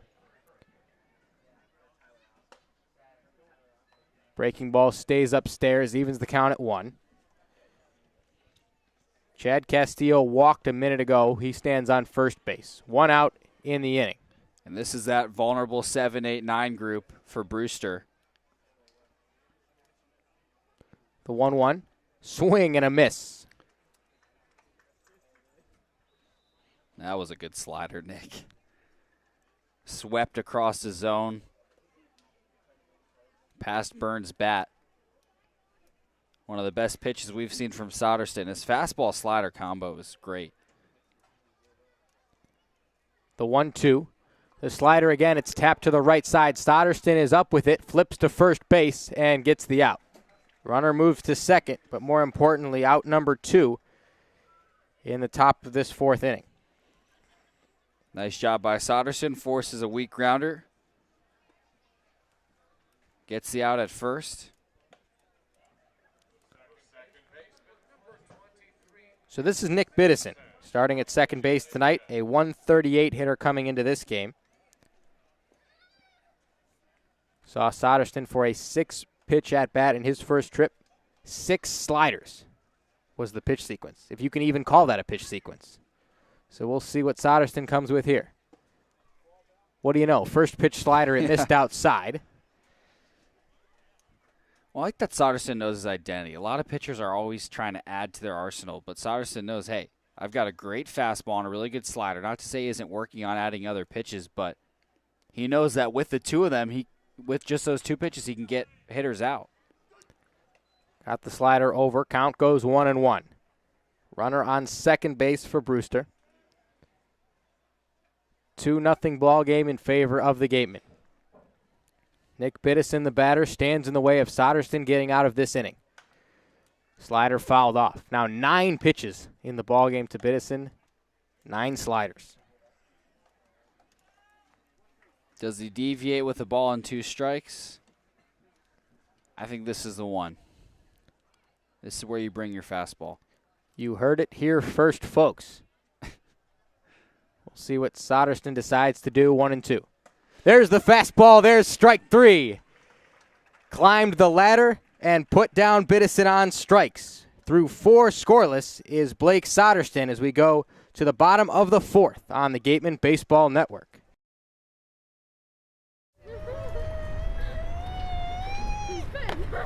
Beat the heat and join us at Waterways, a water experience unlike any other this side of the bridge. Open daily, head over to the water park on Route 28, the Cranberry Highway.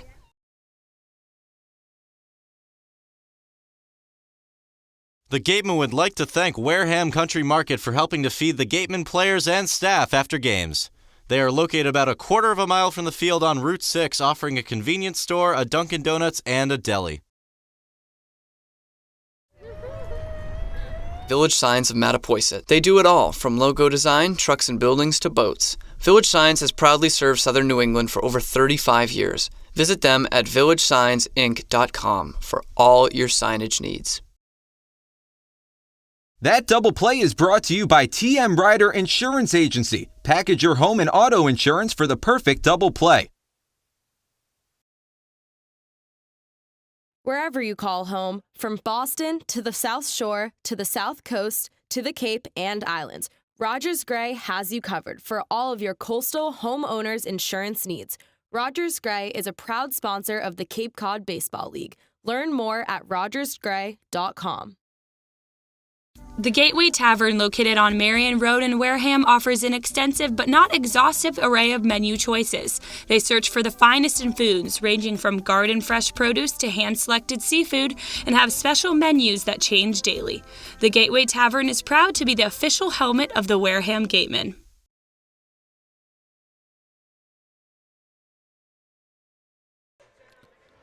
More baseball on the Gateman Baseball Network. Gateman half of the 4th coming your way. Nick Magas here with Jack Sadighian for what we're sad to say is the final stretch of the CCBL season.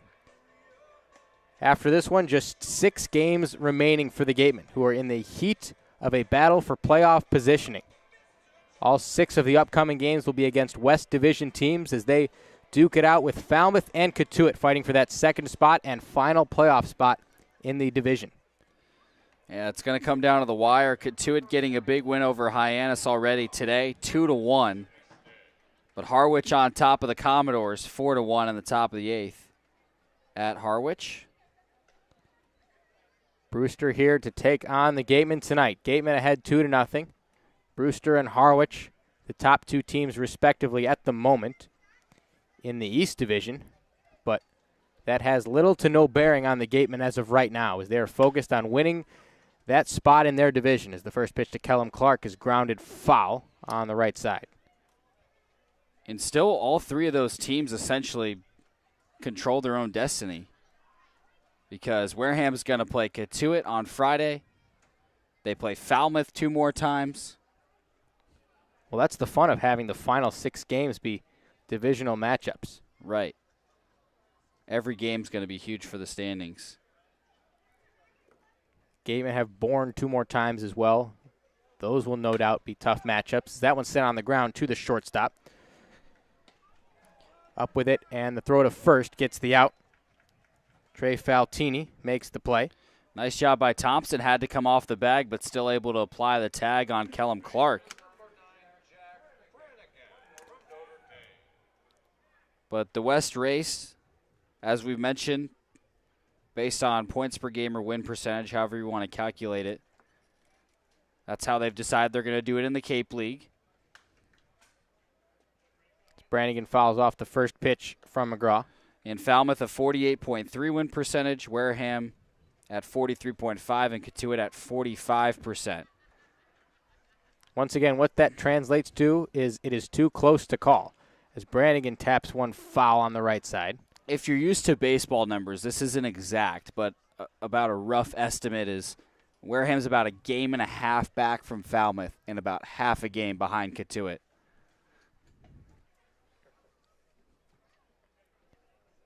If that score in Falmouth tonight holds, that would be a big deal.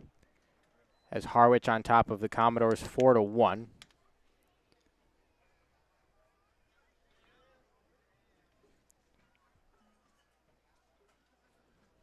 We wait for a 1-2 pitch to Jack Brannigan. Grounded to the left side. Coming on is Bullard. He has no play as he scooped it up, but it was too slow, and Brannigan, quickly hustling down the line, is aboard with 1 out in the inning. A little swinging bunt for Jack Brannigan. Bullard didn't even charge it very quickly. He knew he wasn't going to have a chance to throw it over to first, but Brannigan's got very good speed. We already mentioned that he's stolen home twice in his college career on this broadcast.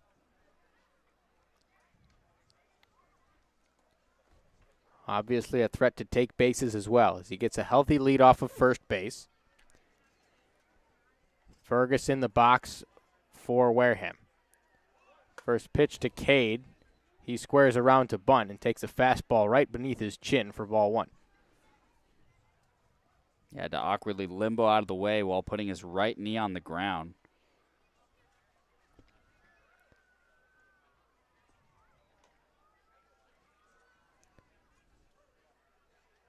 Infield pinched in the middle for Brewster. Brannigan at first base. Fergus in the box as he takes a breaking ball for a strike on the outer part. Ball and a strike on Cade Fergus, the center fielder out of George Washington.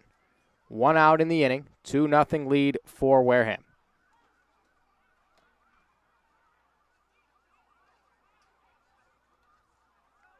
McGraw kicks and fires. Fastball taken outside, and once again a good eye from Cade Fergus, who has shown impressive plate discipline all season.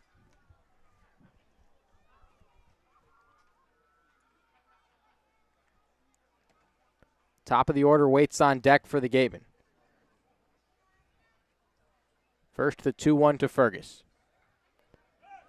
Brannigan's off with the pitch. It swung on and missed. The throw down. Got him. Curtis Byrne up and firing. And a tough play for a catcher, having to handle that breaking ball and then get it down to second base after a swing and miss. Well, it looked like another hit and run on for Wareham. We don't have the numbers on the hit and run this summer, but it feels like it has been unsuccessful many more times than it's worked out for Wareham. I would second that statement. As the 2-2 is called, strike 3. Talk about a rally killer as we go to the 5th. 2-0 on the Gateman Baseball Network.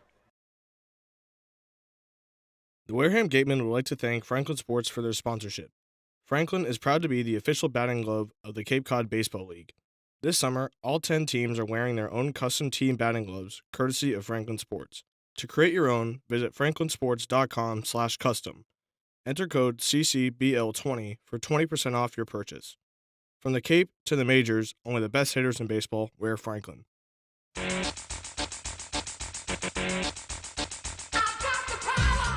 Feel the power of a GMC. Test drive one today at Robertson's GMC, down on Cranberry Highway.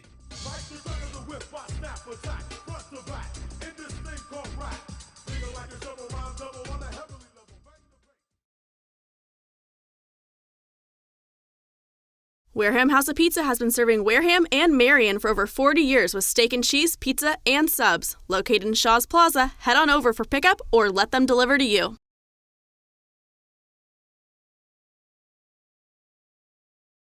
Located on the Cape Cod Canal, Keystone Place at Buzzards Bay is the area's newest rental independent living, assisted living, and memory care community. With some of the area's largest apartments and an ultra-inclusive monthly service package, Keystone Place is a life-fulfilling retirement community unlike any other. Discover Keystone Place, the best option in Cape Cod.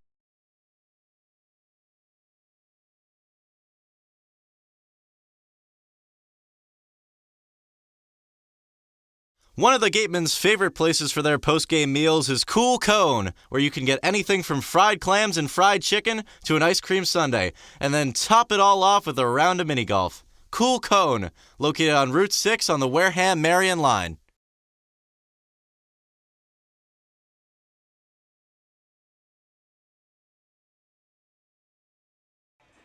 2-0 Wareham through 4. We head to the top of the 5th. Jack Sadighian, Nick Magas. And after 4 scoreless from Blake Soderson, where he only gave up 2 hits and recorded 6 strikeouts, it's Rob Hughes, the right-hander from Clemson, making his second Cape League appearance. Rob Hughes, a reliever at Clemson this season. Mentioned the kind of luck we've had, and it's been good luck with Clemson pitchers so far in Wareham. Hughes transferred from Furman after they cut the baseball program in 2020 and has had a nice career so far at Clemson. In the Cape League so far, just 1 appearance out of the bullpen. That was at home against Harwich. Through 2 innings.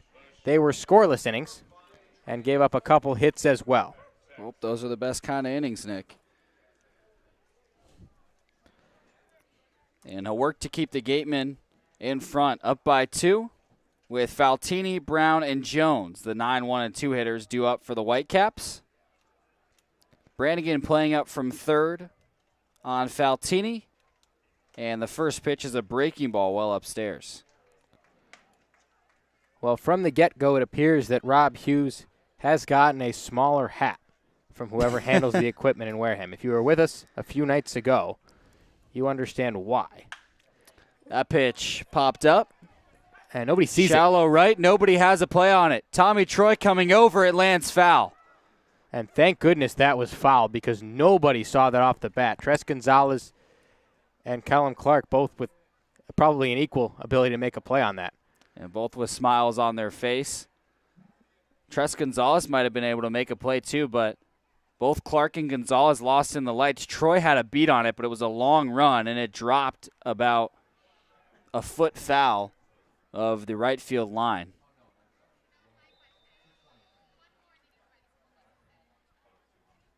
So a ball and a strike for Faltini after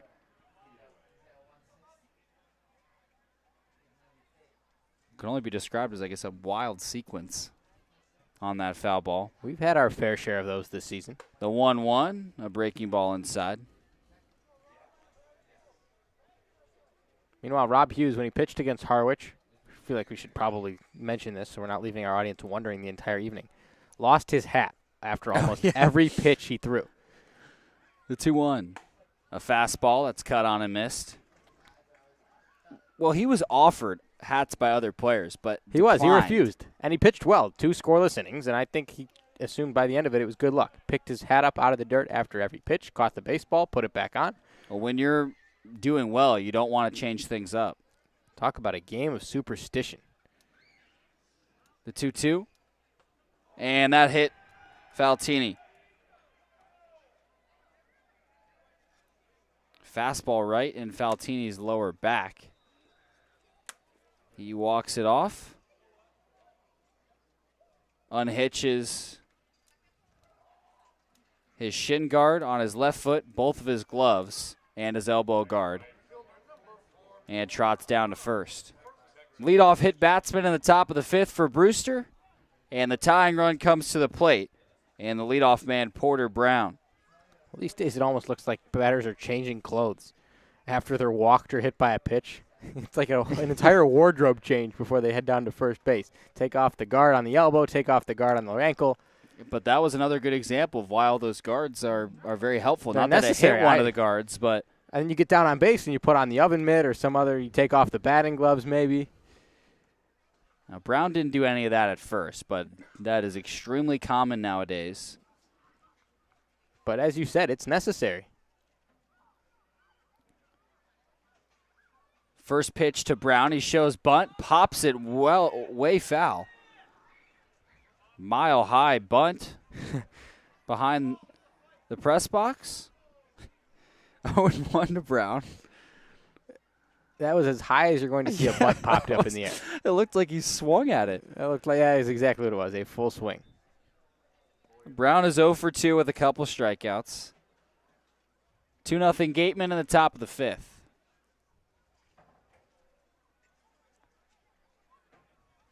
The 0-1. A breaking ball for a strike on the outer half.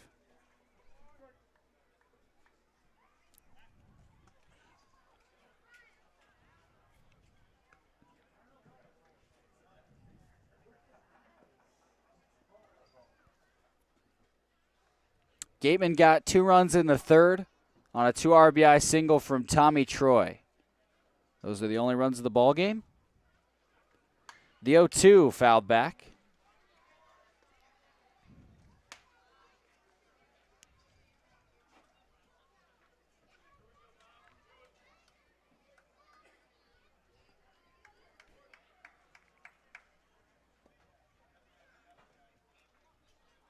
Soderston went 4 scoreless. Now it's Rob Hughes on the mound in the 5th. He hit Faltini, but has Brown 0-2. Here's the pitch. It's well high. A ball and 2 strikes now on Brown. Spray chart on Brown tells us he likes to go the other way. Gateman playing him that way. Massive gap out in right center field between Gonzalez and Fergus. The 1-2 is swung on and missed for strike 3. That's the first out in the 5th. And Brown has the hat trick. 3 strikeouts as Spencer Jones comes to the plate. Another left-handed hitter with a runner on first and 1 away in the top of the 5th. 2-0 Wareham. Jones has reached both times at the plate. First via an error by Kellum Clark, and then a base hit the other way to left field in the 3rd. Jones, a .274 hitter this year at Vanderbilt. 3 home runs, 4 stolen bases. Point out that stolen bases thing because he is 6'7" and is starting in center field tonight.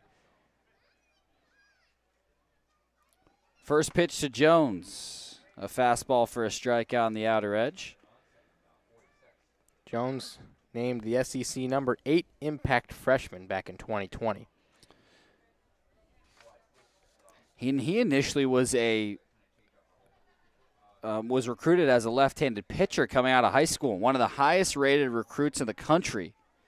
He had a 94-mile-per-hour fastball in high school and was the number 2 rated left-handed pitcher in the nation according to Perfect Game, which a lot of people go off of their rankings. Was rated as a 31st best player in the nation. And where do the best players in the nation go? Usually Vanderbilt. Seems like it. He struggled with some arm injuries over his first 2 seasons, but has transitioned nicely. The 0-1, another fastball, and another strikeout on the outer edge. Quickly 0-2 to Spencer Jones. And he's carried that success he's had this season at Vanderbilt right into the Cape League. The batting average almost identical. 3 home runs as well. Knocked in 14 runs for this Whitecap team. And as you said, 1 for 2 tonight with a hard hit base knock to left field in his 2nd trip. The 0-2, Brown on the move, the pitch fouled away. Excuse me, that's Faltini on first. He has to make the long walk back to the bag. Now moves into a trot.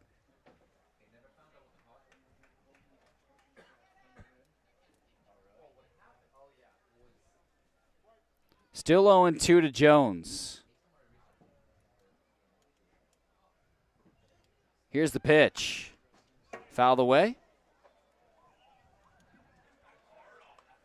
Caught the middle school's bulletproof glass, and I think that did more damage to the baseball than it did the window.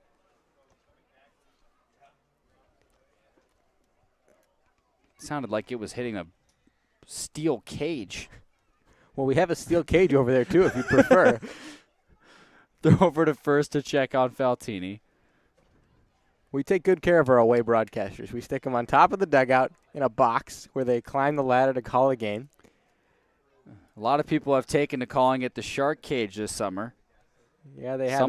Someone clever started that nickname. We make fun of it, but according to away broadcasters, we've complained plenty about calling games at field level, and they say that that is actually probably one of the best away setups because they like being elevated. They're elevated and they can see the whole field, which you cannot say that for a lot of away broadcasting spots on the Cape. We have had plenty of blind spots on the baseball diamond over the course of this season.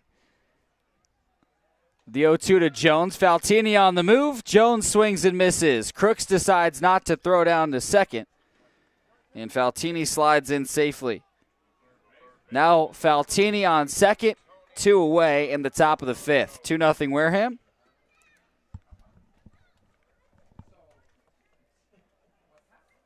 Tony Bullard coming to the plate.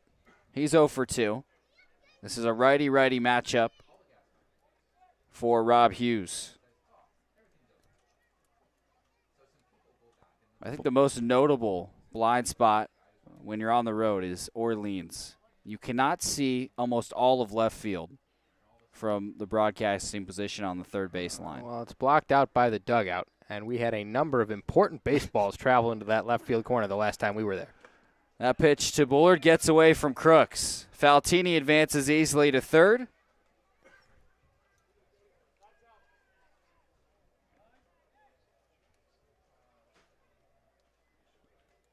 Bullard playing at the University of Arizona in Tucson.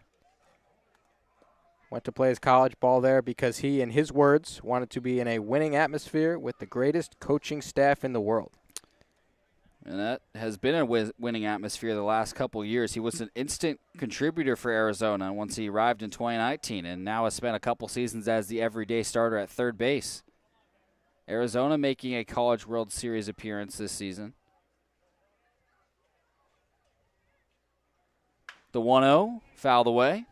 And he played a big role in that tournament run this year all the way to the College World Series. Hit .382 with 9 runs scored, 4 home runs, knocked in 9 runs in 8 starts down the stretch in the postseason for the Wildcats. It's about as good as you can do.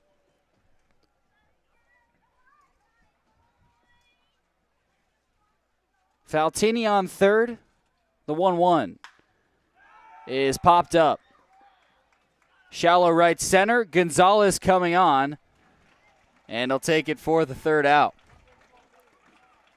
Brewster strands yet another runner in scoring position. It's 2-0 Wareham as we head to the bottom of the 5th on the Gateman Baseball Network.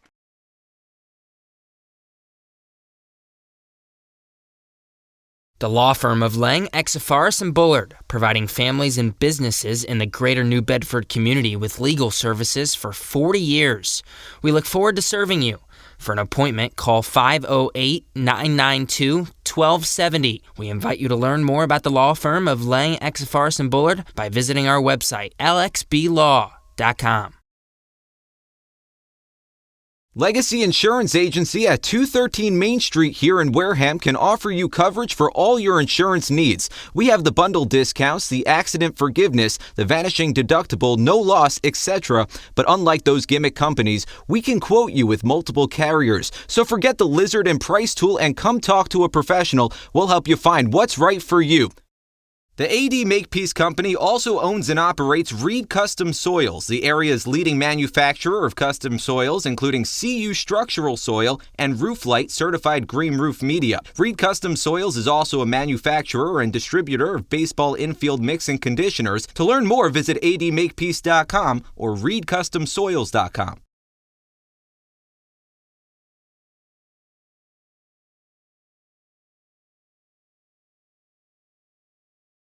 Got legal trouble?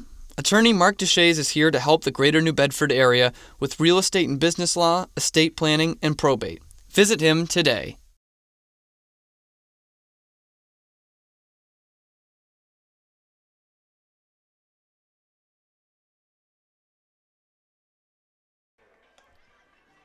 We head to the bottom of the 5th, 2-0 Wareham. Jack Sadighian, Nick Magas.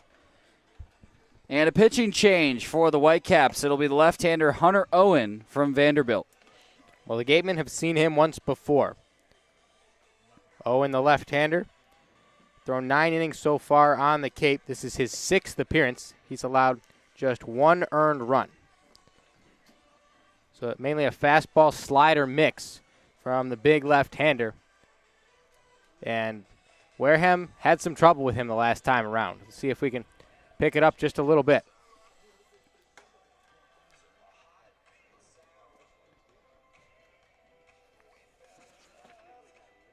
His last time out against Wareham, gave up a run in 2 innings. was a throwaway run as Brewster was already well ahead. We're at the top of the lineup for Wareham: Gonzalez, Jarvis, and Troy. Both runs for the Gatemen off the bat of Tommy Troy, a 2 RBI single in the third.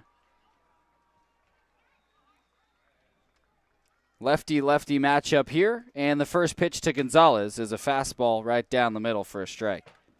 Gonzalez 2 for 2 tonight, a couple base hits, a grounder to the right side, and a liner up the middle. His last base hit in the third, he ended up scoring. The 0-1, a slider just high. 1-1. Has the movement profile of a slurve, that breaking ball from Hunter Owen. Slider, curveball mix. A lot of downward movement on that one that he missed with upstairs. The 1-1, cut on and missed, a high fastball.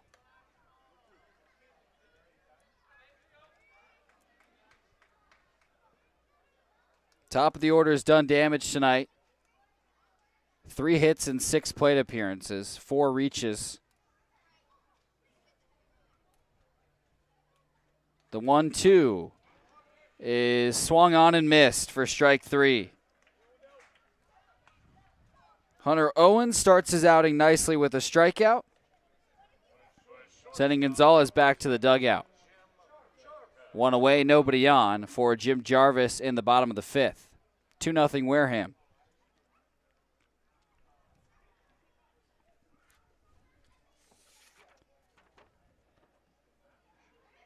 Jarvis reached on a fielder's choice his first time up, then was hit by a pitch his second time up in the third, and takes a first pitch strike. A slider.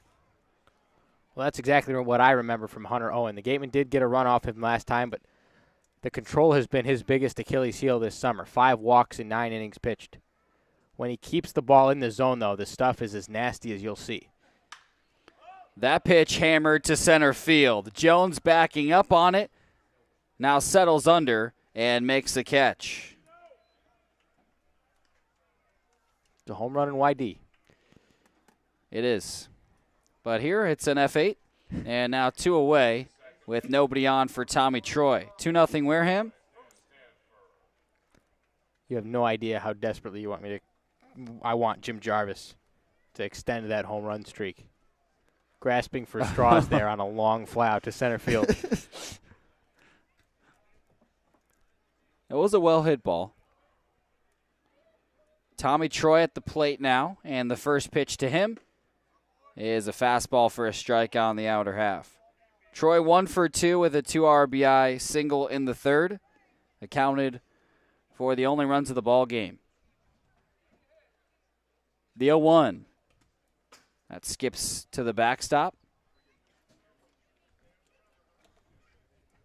A ball and a strike to Troy.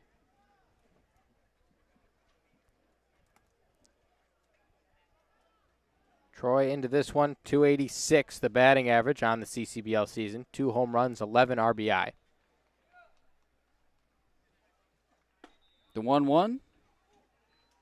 A slider low. 2-1.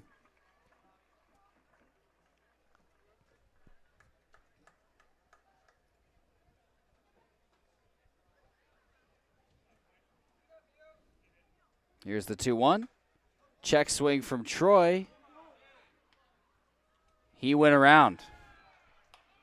Appeal to the first base umpire, Mark Delaney. 2 balls and 2 strikes now on Troy. 2 outs, nobody on in the bottom of the 5th.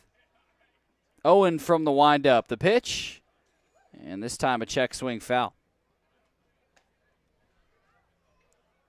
Tommy Troy didn't mean to foul that one off, but essentially gave the same swing in each of the last 2 pitches. Both check swings, both just a little bit too far around, the second farther than the first, and he fouled off a breaking ball from Hunter Owen. Here's another 2-2. Knuckled into foul territory on the right side. Thompson gave chase, but the ball drops foul. Some scores from around the league. Catuit beat Hyannis 2-1 at Lowell Park. Harwich up on Falmouth 4-1 in the bottom of the 9th. Bourne ahead of YD 3-2 in the top of the 8th. And Chatham well ahead of Orleans 9-2 in the top of the 5th. If you're a Gateman fan, you're rooting for Harwich to finish that game off and win as Troy fouls that pitch off.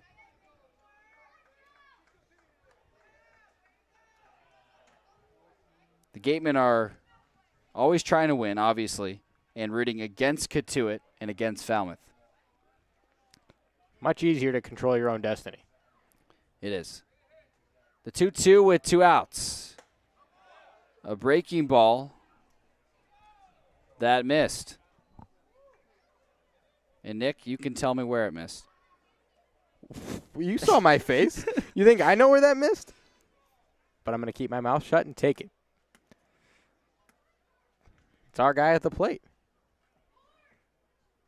The payoff pitch is ripped into left field. That'll get down. Castillo backhands it. Troy heading for second. The throw and the tag got him at second. That's been the struggle for Tommy Troy. Tagged out at second for the final out of the 5th. 2-0 Wareham. Top of the 6th coming up.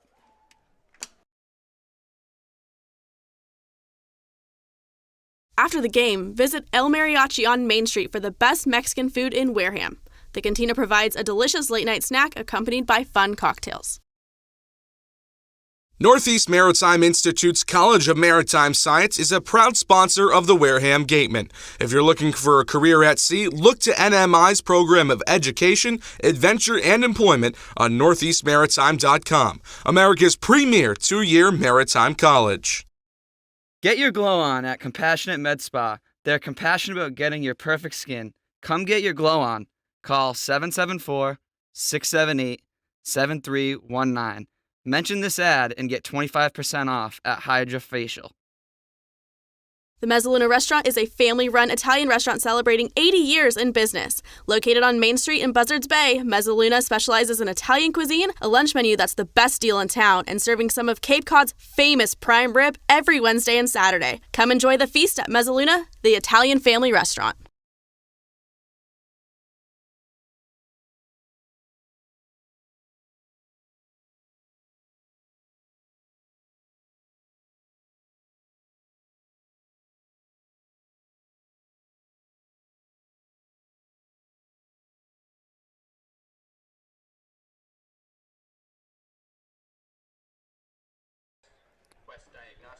We head to the 6th, 2-0 Wareham.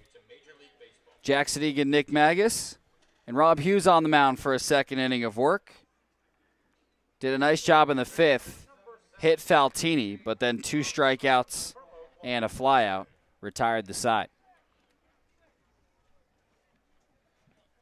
He'll have Thompson, Simpson, and Castillo, the 4, 5, 6 hitters in the 6th. And his first pitch to the left-handed hitter, Thompson, is ripped into right field. Base hit. Leadoff single for Jake Thompson, his first hit of the night in the 6th. And that brings the tying run to the plate for the Whitecaps in Will Simpson. Well, a tip of the cap to Jake Thompson. Ambushed Hughes on the first pitch he saw. It was a strike, put a good swing on it, and served it into right field. Leadoff man aboard. Will Simpson at the plate. He's 0 for 2 with a strikeout. First pitch to him is a breaking ball away. Ball 1. Simpson, a .234 hitter in the CCBL. 3 home runs, 12 knocked in. He's out of the University of Washington. Started 45 games for the Cougars this past season, as that pitch is a fastball on the outer half for a strike. 1-1.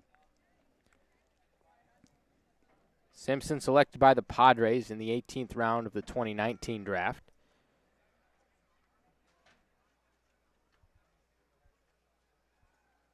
The 1-1. Taken in the dirt. 2-1. Favorite player is Nolan Arenado. Third baseman for the St. Louis Cardinals. Likes him because he hits for power and for average. Simpson, a guy who has done a little bit of the same. 310 hitter at Washington this year. 7 long balls. The 2-1 is foul tipped into Crooks' mitt. 2-2.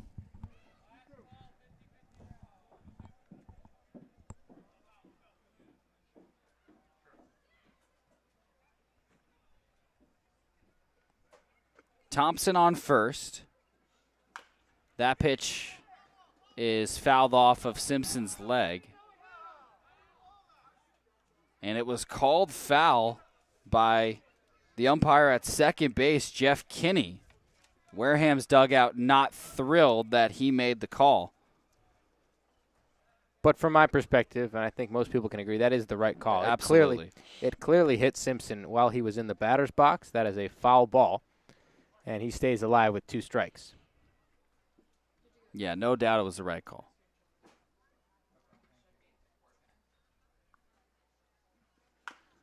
That pitch grounded weakly down the third baseline. Again foul. And I think it may have hit Simpson again. That did. Hit him in the front foot that time. He comes up hobbling. And as we talked about a number of times on this broadcast before, that does not feel good. Well, he does have the shin guard on his left foot. Some of those shin guards do a better job of protecting the top of the foot than others. And it looks like Simpson got every bit of that one. 2 balls and 2 strikes to Will Simpson. Nobody out in the top of the 6th. Thompson on first. Here's the pitch.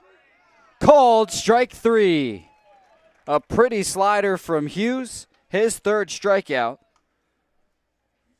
And it's the first out of the 6th.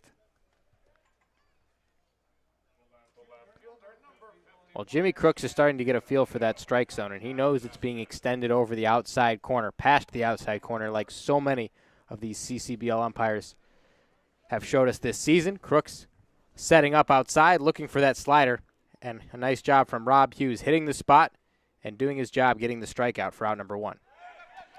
That pitch got past Crooks.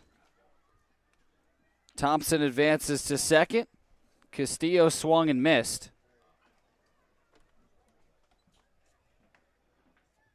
So it's 0-1 to Castillo. And Thompson's on second. I still cannot figure out why they buried Castillo so far down in the lineup. Batting in the 6th hole, he's 1 for 1 with a single and a walk, and has the highest batting average on the team. That was a pass ball for Jimmy Crooks.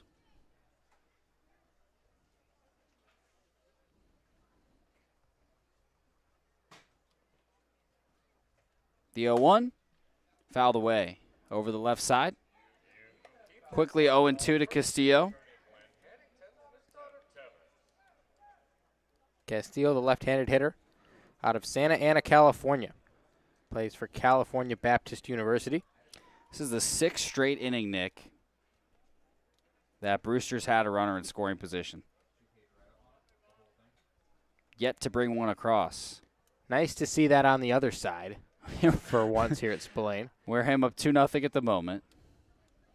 Hughes a couple glances at second. Now the 0-2 is a fastball that's blocked up nicely by Crooks. Well in the dirt. Taken by Castillo. That was a great job by Crooks getting around that pitch in the dirt. You can't just slide over there parallel with it as a catcher because otherwise it'll carry him away from you behind the back of the left-handed hitter. In this case, Crooks gets around it, keeps it back moving toward the plate and in front of him where he can pick it up and make a throw if need be. A ball and 2 strikes to Castillo. He already has a base hit and a walk tonight. Crooks framed inside for this pitch. Here it is. Grounder up the middle. Hughes lost it for a moment. Now has it and throws to first for the out. It was off Hughes' glove. He tried to look to second and then lost control of it, but regathered, made the throw to first for the second out. Thompson stays put at second. Well, I love what Hughes did right there because he actually didn't catch that ball, but knew exactly where it was, looked to second base to make sure the runner stayed put, and then knew he had plenty of time to pick it up and throw to first. If he just goes after that baseball, you never know if Thompson's going to make a move for third. Instead, He knows he has the time to collect himself, fakes that he has the ball, and then goes to first. 2-0 Wareham, 2 away in the top of the 6th. Curtis Byrne at the plate. First pitch to him is a slider outside. Byrne 0 for 2 with a strikeout.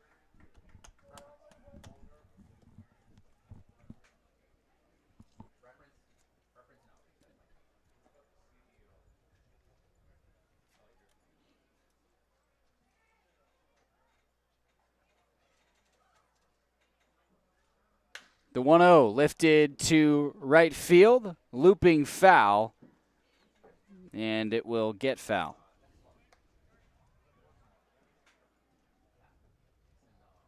A ball and a strike to Curtis Byrne, the catcher out of TCU. A .333 hitter this year at TCU out of St. Louis, Missouri is Byrne. Didn't get a lot of action. Only played in 16 games, 27 at-bats for the Horned Frogs. But a great arm behind the plate, and he showed it off last inning throwing out Brannigan. That was 2 innings ago, excuse me. The 1-1. Foul back.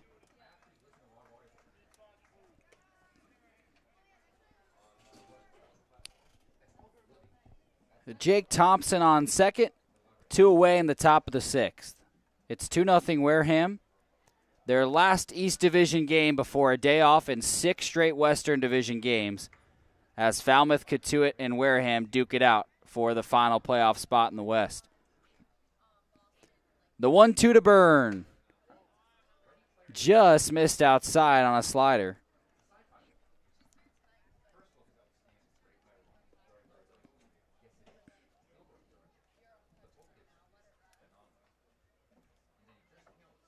Hughes leaning in, likes the sign.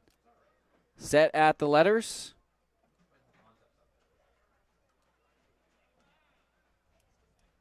The 2-2, well outside. Full count now to Byrne.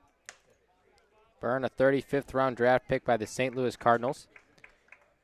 Chose not to sign out of high school, like so many high school guys drafted late in the late rounds. And with St. Louis, must be a tough thing as a catcher to get drafted by the Cardinals, where it feels like you will never, ever make it to the major leagues because Yadier Molina has that spot locked up until the end of time. Every year it feels like he's going to retire. Every year he's back out there for opening day. And continuing to play well. In fact, many say he's getting better as he ages. Payoff pitch to Byrne. He got him. A swing and a miss for strike 3. Brewster leaves their 6th runner of the night in scoring position. And through 5.5, it's 2-0 Wareham.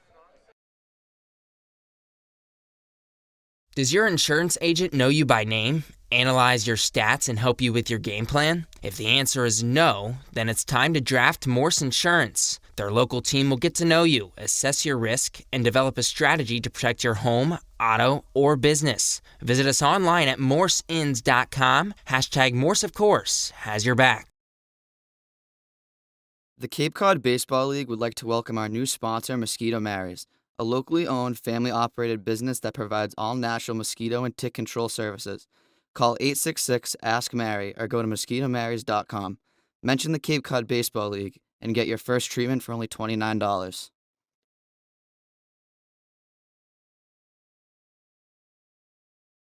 Serving southeastern Massachusetts and Rhode Island, Office Technology Group has been the area's source for advanced digital multifunctional copiers since 2009. Call Office Technology Group at 508-858-5825. What's up, Gateman fans? Looking for Wareham jerseys, shirts, and hats? You can find all of that and more online at gateman.org/shop. Visit to get all your Gateman gear today. Serving southeastern Massachusetts and Mosquito bites and ticks. No, yikes! When the bugs get scary, just call Mosquito Mary's. 866-ASK-MARY or visit us at mosquitomarys.com. Red Shirt Fridays is a national program created to acknowledge, honor, and support our troops who put themselves in harm's way to defend our freedoms. In support of this program, the 2-0 Wareham as we enter the bottom of the 6th. Jack Sadighian, Nick Magas. Hunter Owen's second inning of work. He'll have Diodati, Crooks, and James to start off the last of the 6th. Gave up a hit to Tommy Troy with 2 outs, but Troy tried to stretch a base hit into 2 bags, was tagged out at second. And the first pitch to Diodati is a slider for a strike. Early in the season, we talked a lot about how Diodati was working out in the preseason practices as a catcher. And he has started every game in which he's played at left field. The 0-1, a slider swung on and missed. PBR had him coming out of Canada in high school as the top-ranked catcher, but yet to see any action there this summer. I was looking forward to it, but doesn't look like that will be the case as we I have doubt only they'll make 6 a games change to play. 0-2, fouled back. Yeah, low chance he comes out and catches a game.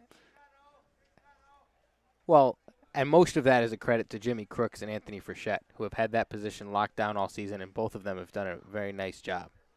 Well, and part of my frame of thinking as the 0-2 is upstairs, does it have to do with how good of a start he got off to it at the beginning of the season? You don't want to have to change what he's thinking about because catching is such a position that takes up so much mentally. As that pitch is swung on and missed for strike 3. Owen's second strikeout, now 1 away in the bottom of the 6th. Nobody on for Jimmy Crooks. 2-0 Wareham. I mean, I don't know if that's – maybe that's the thought process early in the season. I could see that. For now, these guys have been working with the catchers that have been playing, and Crooks and Frechette have been working with the pitchers all season. And to throw Diodati back there after not really having caught since I don't know when, and never having caught any of these pitchers who are now on the roster, that would be a bad idea, in my opinion, as Crooks fouls off the first pitch. Yeah, I see what you're saying.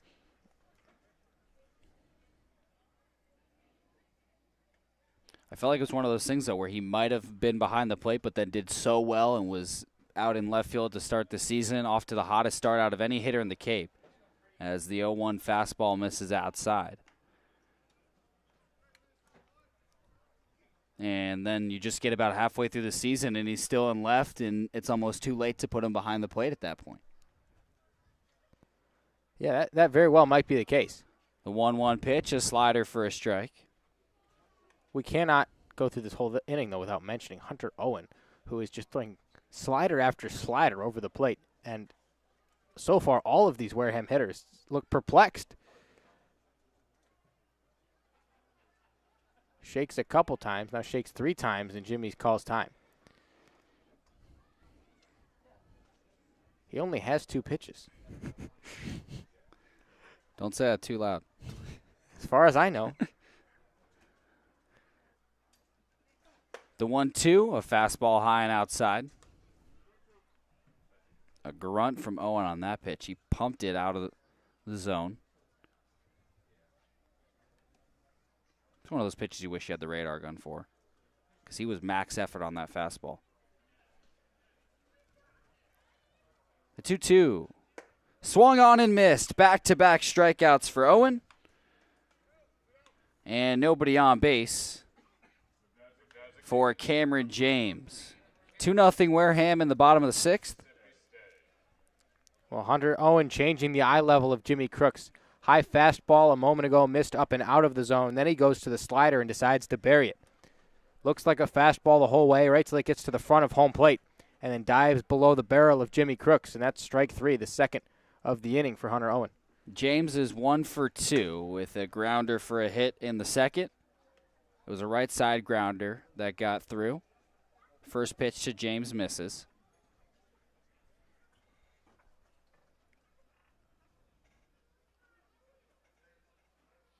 The 1-0, fastball well inside. James scoots out of the way.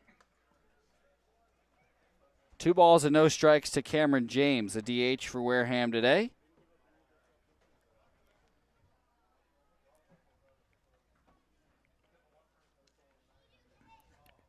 The 2-0, slider missed inside.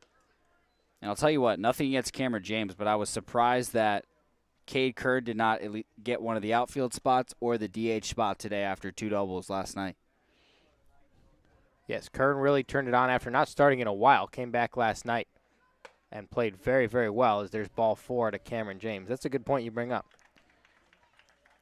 At the same time, there are so many guys in that dugout who have contributed at a number of different points over the course of the season. You can say that about so many players, from Yohandy Morales, who's been normally over there at first base, trading out with Kellum Clark tonight and has been that way for the past few games.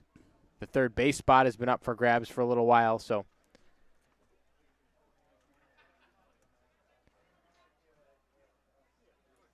just something to think about. Absolutely right. First pitch to Kellum Clark. Whoa. To the backstop. James advances to second. That was airmailed.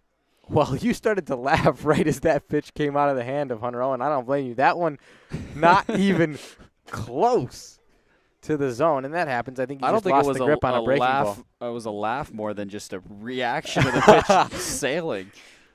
It has been a long time since I've seen a pitch miss that badly. Just lost the grip on a breaking ball. It happens. Get him some sticky stuff. There's a bag of rosin behind Owen. He doesn't reach for it. I don't think he's sweating yet. The 1-0 is swung on and missed.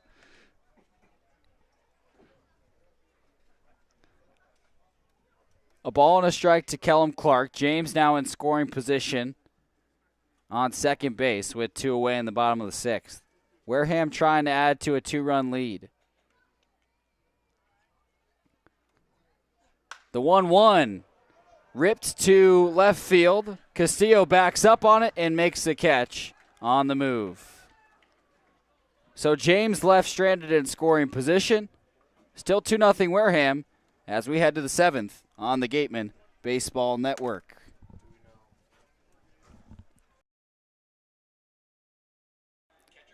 And we'll quickly toss it over to Julia Joseph, our sideline reporter, who has Blake Soderston. Julia Joseph here with starting pitcher of the night, Blake Soderston. Blake, tonight you threw 4 innings, had 6 strikeouts, and allowed just 2 hits. What was your key to success tonight? The key to success was just filling up the zone with all of my pitches and keeping everything as competitive as I could. So far this season, you've thrown 13 innings and have yet to give up a run. How are you staying consistent out there? The best way to stay consistent is to just trust all my pitches and throw everything with pure conviction. And what have you learned most pitching in the Cape League so far this summer? What I've learned most is just have fun and just be myself out there, and I'll get the best results if I throw everything with maximum intent. Great. Thank you so much, Blake. Thank you much for having me. Back to you guys.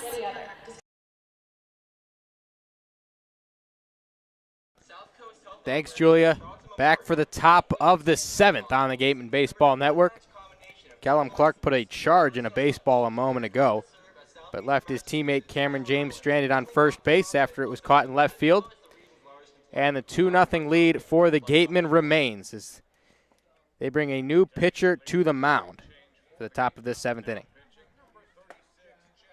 Jack Noble, the right-hander out of Long Beach State, Nick. A 3.37 ERA in 4 outings. He's given up 4 hits and 8 walks over 8 innings with 14 strikeouts. Had a tough outing against Harwich. Started the game, went 1 2/3, gave up a couple of runs. His problem was the walks. Gave up 4 walks over those 5 outs. But a chance to come out in relief with a 2-0 cushion in what's been a pitcher's duel so far, as advertised. 2 of the best pitching staffs in the league, Nick, and they've been on display so far tonight. Well, as you bring that up, it's even bigger of a deal that the Gatemen got on top first and got on top early. 2 runs in their half of the 3rd inning. That's where we stand at the moment. As we start the 7th inning, Nick Biddison comes to the plate for the Whitecaps, and Jack Noble will face his first batter of the ballgame. And you'll see a low 90s fastball for Noble, curveball, slider, and a change. He's got a big arsenal.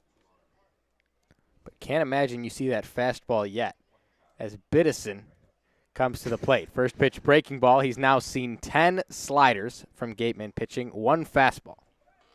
The one fastball was the pitch that struck him out in the fourth. He's 0 for 2 with that strikeout. If you're wondering if guys have scouting reports in summer ball, this is a good response to that. And massive intern crews with each individual team that handle the analytics, they handle the scouting reports, and they are all over the place making sure that every player on the field has as much information as possible before they take to the field. There's another fastball cut on and missed. I mean, it's a high Division I level atmosphere here, as you would expect in the CCBL. But everything from the talent to the coaching to the analytics to the technology, yep, it is all top-notch. As Noble from the windup delivers the 1-2. That's driven out in the air to right center field. Gonzalez should have a play, and he gets underneath it for out number 1. Well, a lot of times when you're coming off a bad outing as a pitcher, that first out is so huge, especially if you get it against the first batter. And Noble gets it, a weak fly out to right. Hopefully his confidence is back. He's had a tremendous summer so far, and pitchers have bad outings. It happens all the time. So this is Trey Faltini. 0 for 1 with a hit by pitch in the fourth. He steps in for his third plate appearance and rips a ball to third base where it's caught by Jack Brannigan. Off the end of the bat, wasn't hit particularly hard, and Brannigan right there to make the catch. Well, it looked initially like it might sneak through shortstop and third, but Brannigan was played up well towards the grass, so he had an easier play on it than he might have if he was playing further back. Now 2 away.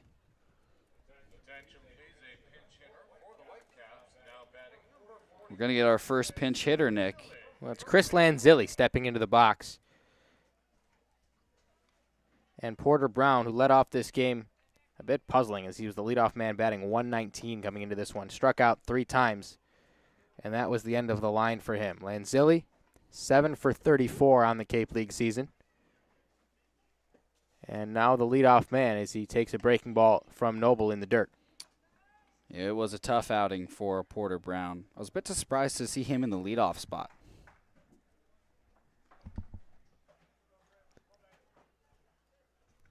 The 1-0 from Noble. Lanzilli checks it up, takes a strike.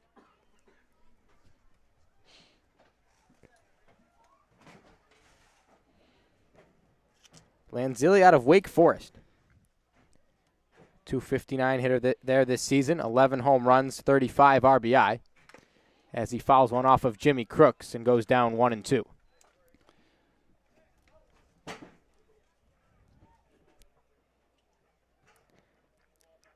Wake Forest, I'm quickly realizing, is one of the biggest feeder schools to this Cape League. It seems like there are... I mean, there's a few. There's a few, but it seems like there are Demon Deacons all over the place, and they're noticeable because they're usually a couple of the best 5 players on each individual team. Sure. Well, I think Vanderbilt's a big one. Of course, there are a lot, but Wake Long Forest Beach State this summer, out of nowhere. Well, that's always been a good baseball school. Well, yeah. So that one's hit on the ground to the left side. It eats up Jarvis and gets into center field.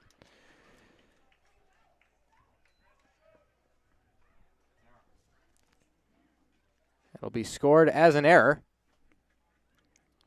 Yeah, and I think that's the right call. It was a bit of a long run for Jarvis, but you expect your shortstop to make that play. That ball was hit hard, but that was about the only element to it. Is got on Jarvis quickly, off the heel of his glove and into center field. And Spencer Jones now to the plate. Lanzilli on first base after his first at-bat.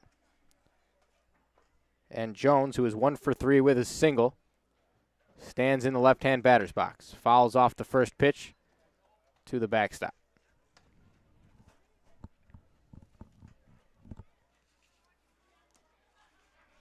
Noble, a 2.79 ERA this year at Long Beach State. 3-2 record in 10 starts. Now works out of the stretch, facing his 4th Brewster Whitecap. Top of the 7th inning. That one's fouled off down the third base line. Quickly ahead, 0-2 on Spencer Jones. 2 outs in the inning. 2-0 lead for the Gatemen. Cool, still evening here at Spillane Field as we work our way into the home stretch of this CCBL season. Gateman trying to avoid the season sweep against the Whitecaps as the 0-2 cut on and missed, strike 3. That'll do it for the top of the 7th. It is stretch time at Spillane. We will be back on the Gateman Baseball Network. Cape Cod Coca-Cola thanks you for supporting the Cape Cod Baseball League and for refreshing yourself with ice-cold Coca-Cola products. Please remember to recycle your empty bottles, cans, and all other recyclable materials. It takes only 6 recycled plastic bottles to make a new baseball cap.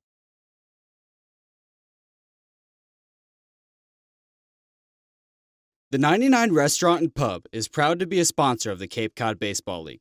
Visit your local 99 and try their famous colossal lobster rolls. Piled high on grilled brioche and served hot buttered or with just the right amount of mayo and celery with fries and coleslaw. The 99, always the real deal.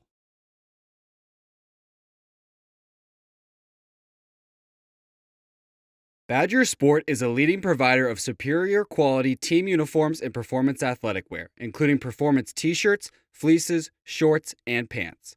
From the fields to the stands and at every practice along the way, Founders Sport Group makes authentic, quality apparel accessible at the speed of the sport. Visit foundersport.com today. Baseball Factory is a company specializing in player development and college placement of high school baseball players. We care about guiding players to a college that is the perfect fit. Give us a call at 877-752-6025 to get started today. For a nostalgic Cape Cod vacation experience, head to Bay Motor Inn, where guests are treated like...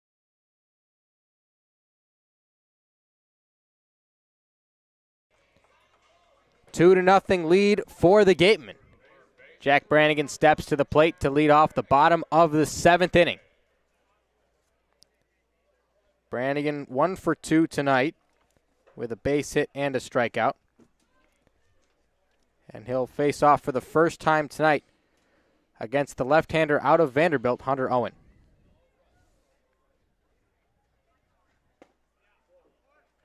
First pitch misses low and away to Brannigan. Owen with a 10.26 ERA at Vanderbilt this season. 14 appearances out of the bullpen. But has turned it into a nice season here in the CCBL. Well, his big problem, as you mentioned, when he first came on the mound tonight in the spring was walks. 15 walks issued in 16 2/3. It's just been a command thing for him. And 5 this season in the CCBL through what is now 12 innings of work. So still not perfect in that department, but the stuff is there. But head coach Tim Corbin saying about him that he's grown a lot, has a positive attitude with everything he does, and really excited about the work he puts in and how that's going to help him grow as a pitcher in the next couple seasons. Brannigan breaks his bat and sends one down the left field line where it's fair. Around first base is Jack Brannigan out of Notre Dame, and he coasts into second with a leadoff broken bat standing double. It was one of the harder hit balls you'll see off of a broken bat. Still had a lot of velocity despite his bat falling into 3 or 4 different pieces. The largest of which went into the parking lot. Yeah. In a big leadoff double for Brannigan as the Gatemen try and add some insurance in the 7th.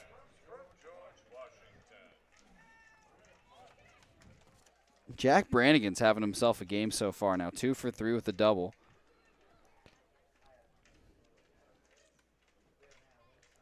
And Cade Fergus will be the first man charged to score him. Brannigan stands at second base, nobody out. Fergus rounding out the Gateman order tonight. Into this one hitting .267. If Fergus can get on base and you flip it back to the top of the order, that would be huge. That's how the Gatemen got started in the 3rd. Fergus drew a walk. It went back to the top of the order, and then Gonzalez and Tommy Troy helped bring in those only 2 runs of the game. Whitecap infield guarding against the bunt. Fergus does not square, and he takes a strike. squared for a bunt his last at bat. And then took a fastball high and tight. Never a comfortable feeling when you square around and get an inside fastball that knocks you on your rear end.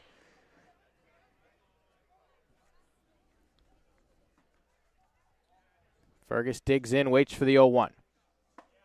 There's that slider that's been so good for Hunter Owen tonight, and he gets it over for strike 2. He's located it well.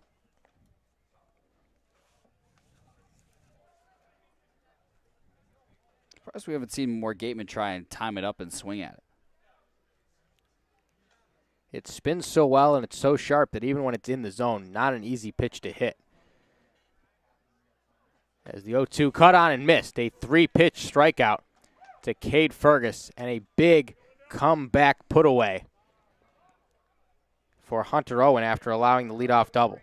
Yeah, his 4th strikeout went slider, then came back with an outside fastball that tailed away from Fergus. Nice sequence from Owen. Back to the top of the order with Tres Gonzalez. Can he bring Brannigan in?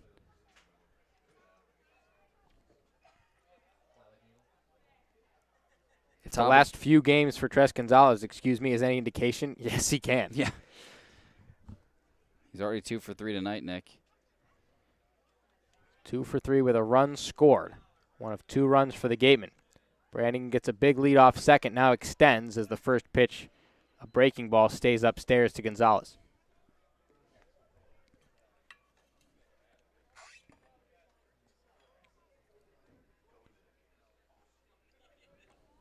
Tress on a 9-game hit streak. Won't have a chance to extend that until Friday. As he checks it up and hits a tapper back past the mound. Coming on is Biddison, and he'll have no play.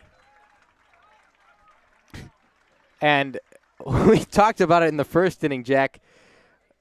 When it's going well, it's going well. And he's had a couple of those. Hunter Owen dove for the baseball to the left of the mound, missed it, did a barrel roll. Biddison was coming on but didn't have a play, had to hold on.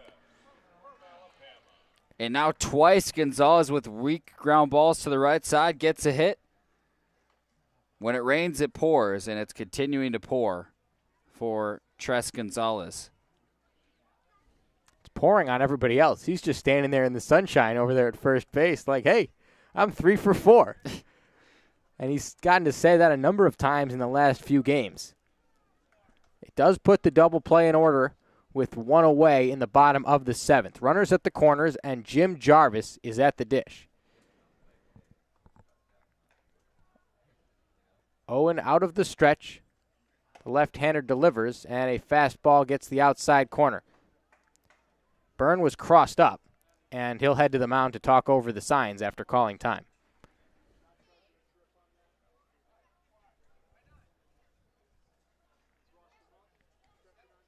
Byrne, thinking he was getting a slider to Jim Jarvis, got a fastball that had him taken aback. They have it squared away now as runners on the corners, 1 out. And Jim Jarvis will try and drive in the 3rd run of the game for the Gatemen. A ball in play should do the trick. The infield playing their positions. Fastball high and inside. Jarvis with a little limbo. Drops to the dirt, pops back up, and it evens the count at 1. He's had to do some gymnastics in the box so far today. On the pitch he was hit by, tried to jump out of the way and landed in a plank position. Still got hit. We call that gymnastics as that pitch misses upstairs, but if you've had your eye on the Olympics, you'll realize the stuff that they can do is a heck of a lot more impressive. Okay, well, sure. No, I understand. Been a long time coming, Olympic gymnastics, and nice to see it back underway. Speaking as someone who has no idea what's going on most of the time. As Gonzalez takes off for second base, that pitch swung on, popped into the infield. Will it come down before he gets back? Biddison back, and he drops the ball. Now Gonzalez has to take off for second. The throw will go there and cut down the lead runner. Meanwhile, Brannigan scores, and the Gatemen have a 3-0 lead. That was a wild sequence. Biddison seemed like he had a play on the ball, and then at the last second backed up and it popped out of his glove. Gonzalez off for an adventure there. The first question was Biddison going to catch the ball and have time to double off Gonzalez, who was running with the pitch? The second question was, after he dropped the ball, was he going to be able to get it to second base before Gonzalez tried to advance back to the base he just came from? And it ultimately was in time. So it's out number 2. Jarvis pops into a fielder's choice, and it's an RBI that brings Tommy Troy to the plate. Now Jarvis is off and running. Byrne lost the ball, and it gets away. Jarvis will not stop, and now he's stuck between the bases, and he'll get back to second. I need to take a deep breath. A lot going on the last couple plays. Jarvis was off and running. That'll go down as a stolen base, though the ball did get past Curtis Byrne. He was on top of it quickly, and Jarvis forced to remain at second. He does move into scoring position, which with 2 outs is a big deal for Tommy Troy, who has 2 of the 3 runs batted in for the Gatemen tonight. Now Jarvis takes off for third. Bird up and throwing to third, not in time.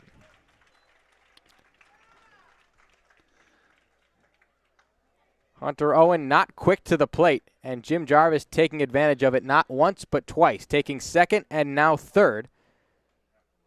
Well, ruled a pass ball on his taking of second, but a stolen base there. I'm sure that will be under review. I want Jarvis to get his 2 stolen bases. You sound like a little kid on that. I think he deserves it. He had a great jump. The 2-1, or excuse me, that pitch sends the count to 2-1. So Jarvis, who stands at third. Jarvis lines one to first, and it's caught by Jake Thompson. That retires the side, but the Gatemen get one more. They go up 3-0 as we head to the 8th on the Gateman Baseball Network. Wareham House of Pizza has been serving Wareham and Marion for over 40 years with steak and cheese, pizza, and subs. Located in Shaw's Plaza, head on over for pickup or let them deliver to you.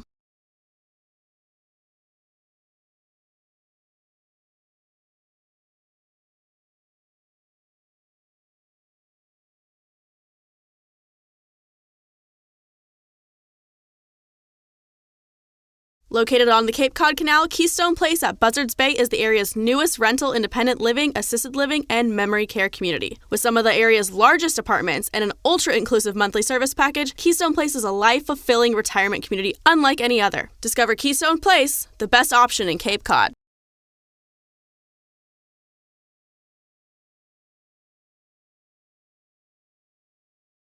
One of the Gatemen's favorite places for their post-game meals is Cool Cone, where you can get anything from fried clams and fried chicken to an ice cream sundae, and then top it all off with a round of mini golf. Cool Cone, located on Route 6 on the Wareham-Marion line.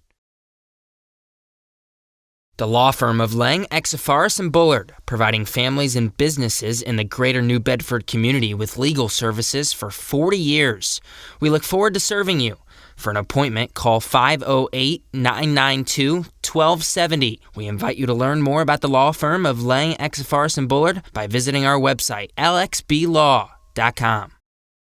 Legacy Insurance Agency at 213 Main Street here in Wareham can offer you coverage for all your insurance needs. We have the bundle discounts, the accident forgiveness, the vanishing...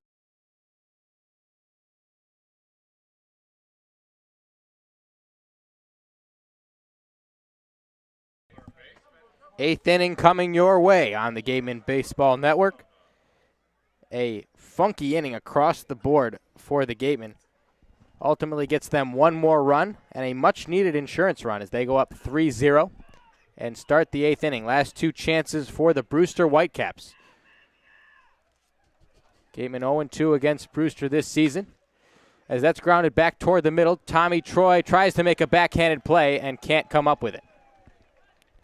Tony Bullard, the leadoff man, is aboard. We'll see how that one scored. And while we think about it, or while our official scorer thinks about it, we'll let you know of a scoring change from last inning.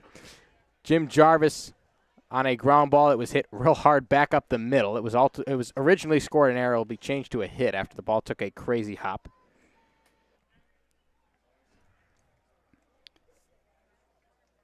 And Bullard getting awarded a base hit for that grounder up the middle. I think that's the right call. Meanwhile, Thompson, who hit that ground ball to Jarvis, will take a strike.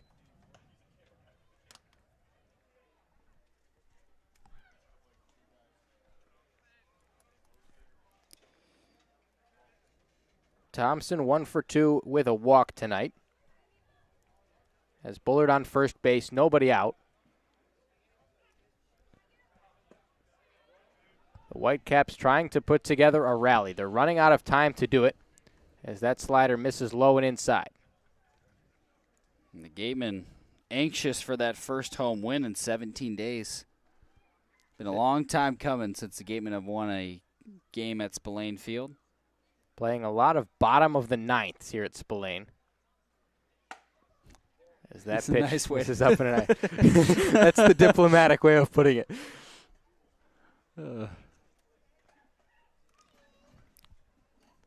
2-1 the count on Jake Thompson, the cleanup hitter tonight into this one, hitting .275. 3 home runs, 15 RBI. Infield double play depth for the Gatemen. 2-1 fouled straight back. Count goes 2-2.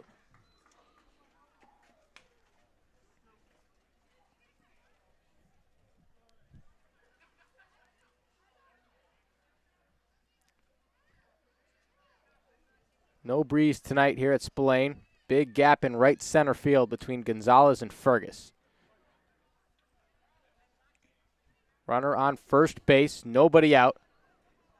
Noble from the stretch. Here's the 2-2. Fouled off third base side.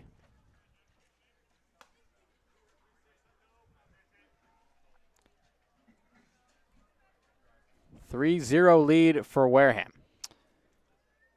And a good result for the Gatemen. Falmouth loses to Harwich 4-1. Bourne beat YD 8-2, but that's inconsequential at this point. Bourne already has the West locked up. They did snap a 3-game losing streak, their longest of the season. The 2-2 hit hard on the ground to second base. Troy couldn't handle it and now has no play.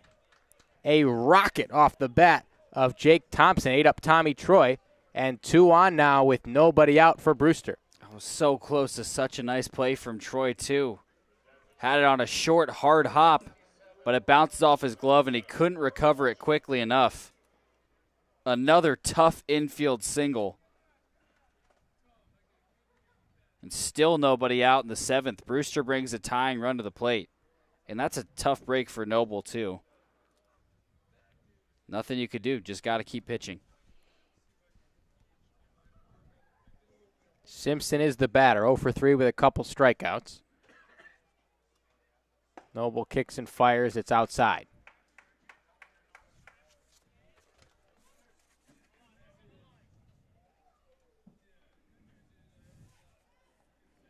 Simpson out of the University of Washington.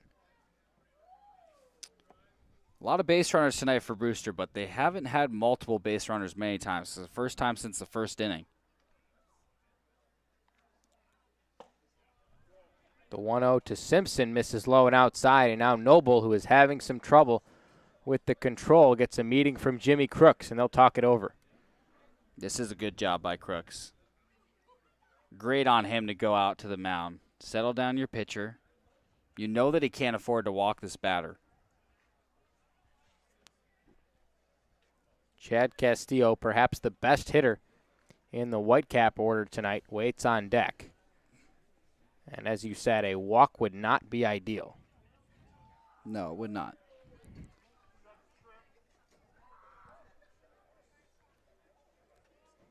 Crooks returns to his home behind the plate. The gap in right center field getting bigger and bigger with each passing batter. As Noble deals the 2-0. That's high, and it's ball 3. Noble frustrated. He thought it was a strike.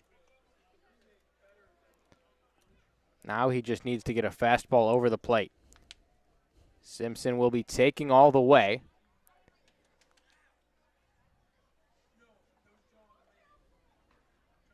A big 3-0 pitch coming. And that's ball 4. 4-pitch walk to Will Simpson. And the Whitecaps are in business with nobody out in the top of the 8th. And if you're George Carlejo, you need to get out ahead of this. I'd go to the bullpen. He's out of the dugout. We'll see what he decides to do in a moment on the Gateman Baseball Network.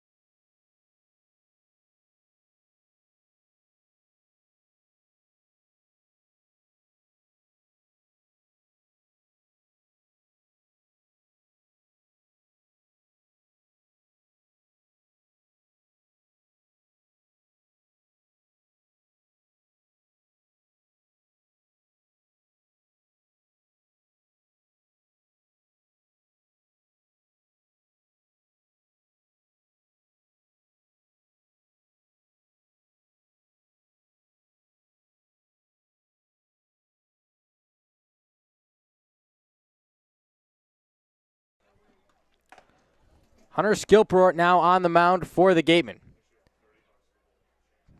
George Carlejo with a short leash.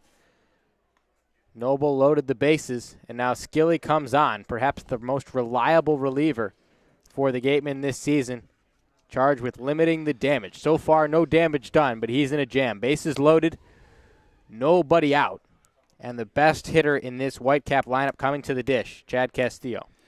Well, George Carlejo wants this one bad. He brings out his best closer, Hunter Skilport, a 2.84 ERA in 8 appearances. He's only walked one hitter in 12 2/3 and has 15 strikeouts. Exactly the guy you want in with the bases loaded and nobody out. It's about limiting the damage if you're Skilport.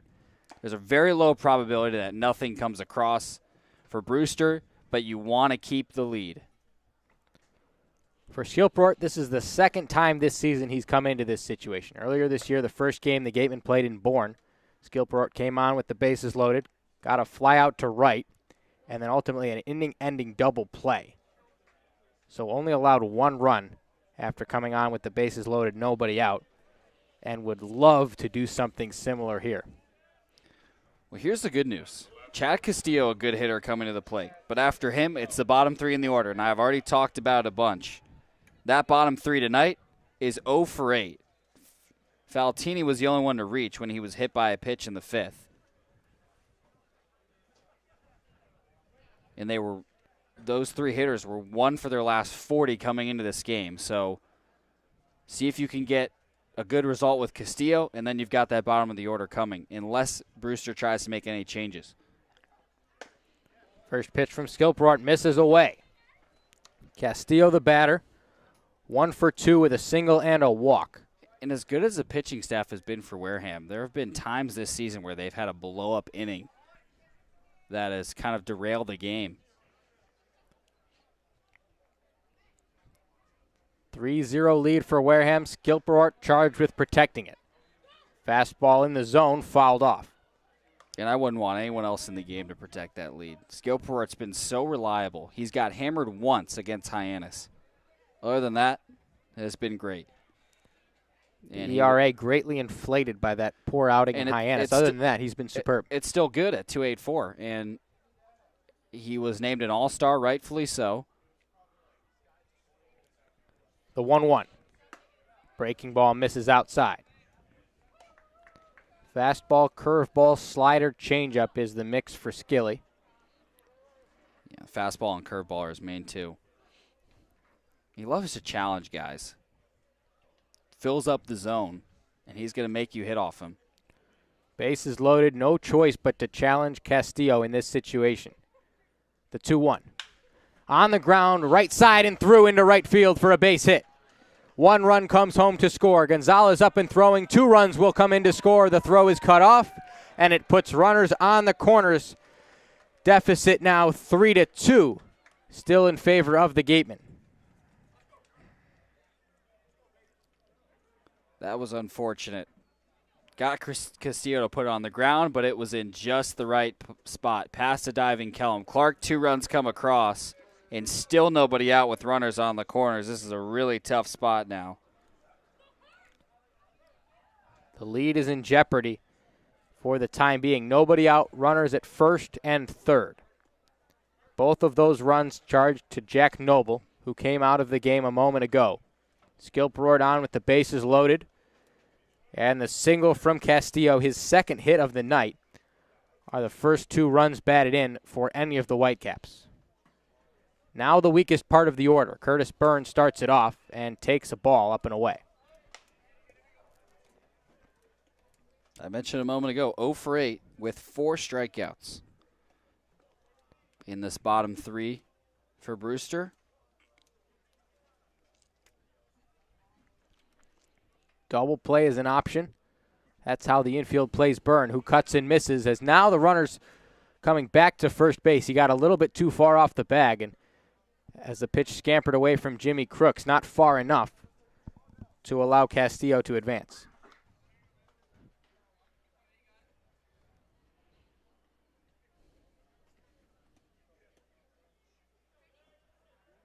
Byrne 0 for 3 with a pair of strikeouts. Ball and a strike, the count in this at-bat. First a pickoff throw. Just a courtesy from Hunter Skilport.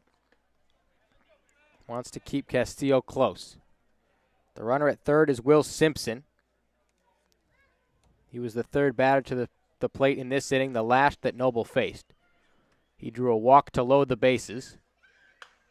And now that pitch is fouled off from Curtis Byrne.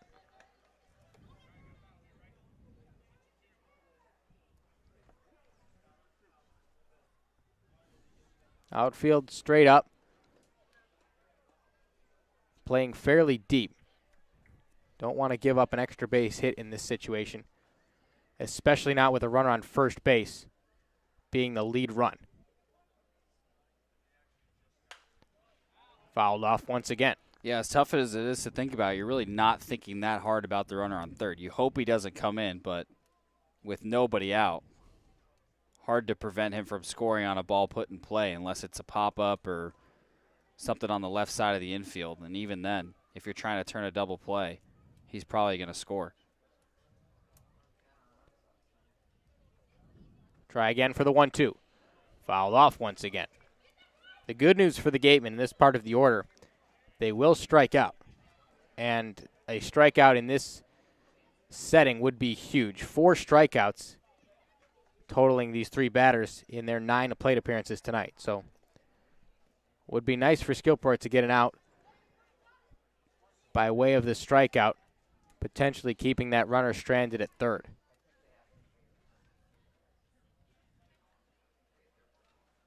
Skilly kicks and fires. That one's ripped on the ground. Diving attempt made, and it's past both defenders. The tying run comes home, and the train keeps moving for the Whitecaps in the top of the 8th. That was a pinball machine. Off the glove of Brannigan, then off Jarvis's glove. Nobody could get it. It dribbles into shallow left. Tie game. I like the attempt from Brannigan. Doesn't want to let that ball get into the hole because it will be a tough play for Jarvis. Much easier for Brannigan to cut it off and try and make the throw, but yeah, Jarvis would have never gotten to it. Never a chance for either one of them as it got off the leather of Brannigan. And now first and second are where the runners reside. Nobody out still in the top of the 8th. 3-3 tie. And Skillport responsible for both runners on base now. As the batter squares to bunt, the throw goes behind Castillo at second base, but Jarvis wasn't at the bag.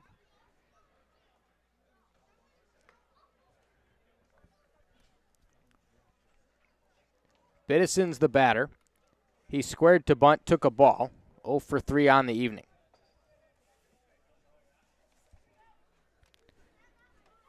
.235 hitter this year, Bittison, at Virginia Tech, out of Glen Allen, Virginia. Now he squares to bunt, lays it down, left side. Brannigan coming on, bare hands, throws to first, and it's past Troy. Throw goes down the line. 1 run in to score. It's Castillo. Runners circling the bases now for Brewster. Another run comes home. Bittison into third base. And a disaster defensively for the Gatemen has them down 5-3.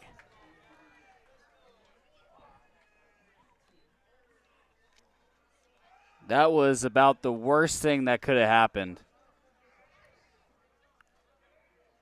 Gatemen were running a wheel, so Tommy Troy covering second, and the throw gets past him. It was a long run for Gonzalez to get to it, and the carousel was going for Brewster. 2 runners come in, and this 8th inning has gone from bad to worse for Wareham. The pitching staff's been good all summer, but some of those blow-up innings looming large.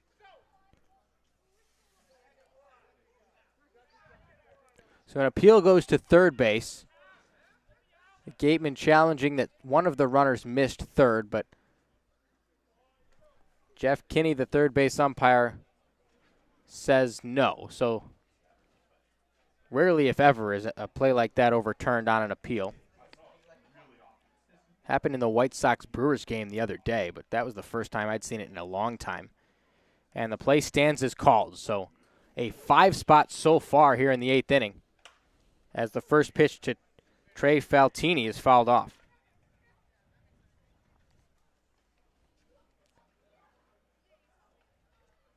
Wareham came into this inning ahead 3-0. They're now down 2. Infield is in with a runner on third and nobody away here in the frame. The Brewster bats have come to life as a breaking ball is taken on the outer third for strike 2. It's just tough because the Gatemen have played so well up to this point. And if they can't find a way to come back in this one, it just feels like another one that slips right under the Gatemen's nose. Shot foul, first base side.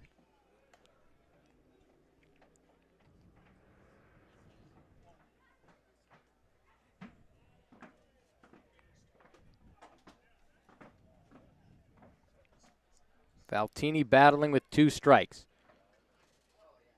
The Gateman, if it's on the ground, will try and cut down the runner at the plate. Skillbrort kicks and fires. Pitch misses low.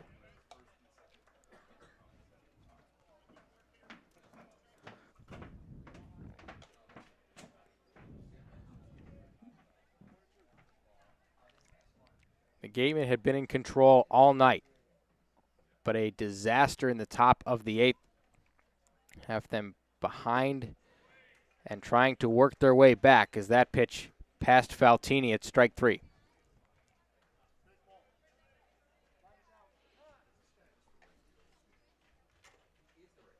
Timeout on the field as the umpire collects new baseballs.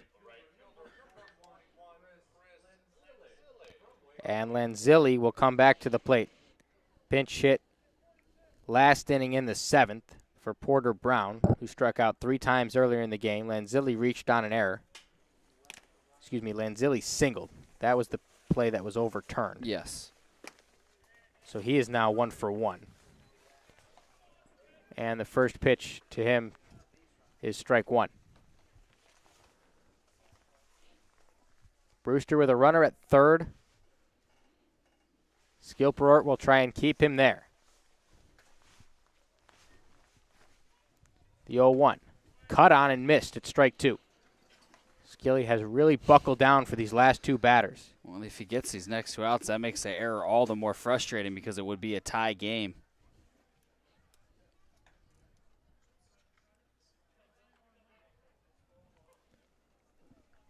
Infield still on the grass for the Gatemen. 0-2, 1 out in the inning. As that pitch is tapped foul off Lanzilli in the box.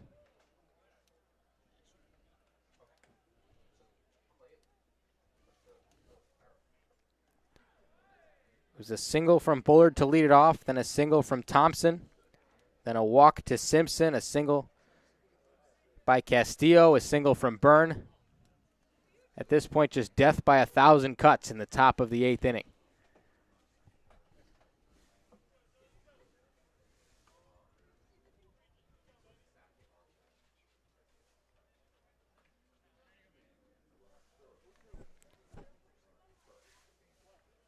Skilly is ahead, no balls, 2 strikes on Lanzilli. The pitch way outside, gloved nicely by Jimmy Crooks.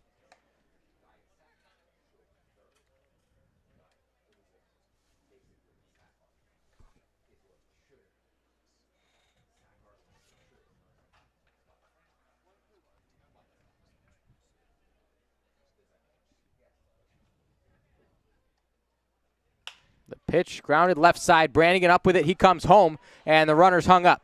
Throw goes back to Brannigan from Crooks, and he is cut down as it appears Jack Brannigan had his foot stepped on. But he's just fine. He applies the tag and will return to third base. A good job by the Gateman defense coming home, getting the lead runner, and keeping Biddison from scoring. The deficit still 5-3. Well, a nice job by Brannigan after the error. Doesn't let him affect him. Makes a great play going home, saving a run. And now the 9th batter the Whitecaps will bring to the plate this inning. Spencer Jones takes a breaking ball, takes a strike. Jones 1 for 4, a single and a couple strikeouts.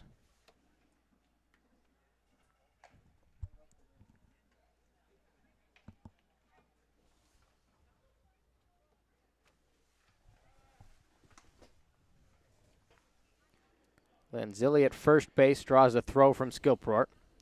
He reached on a fielder's choice.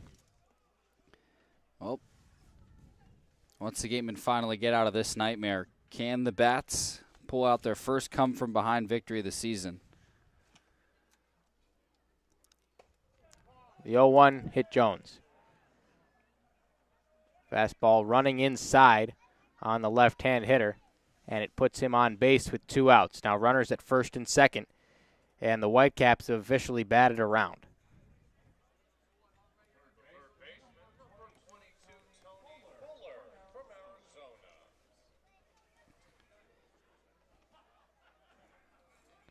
So Bullard led off this inning, and he'll come to the plate. First, we have a mound meeting, and we'll step away for a moment on the Gateman Baseball Network.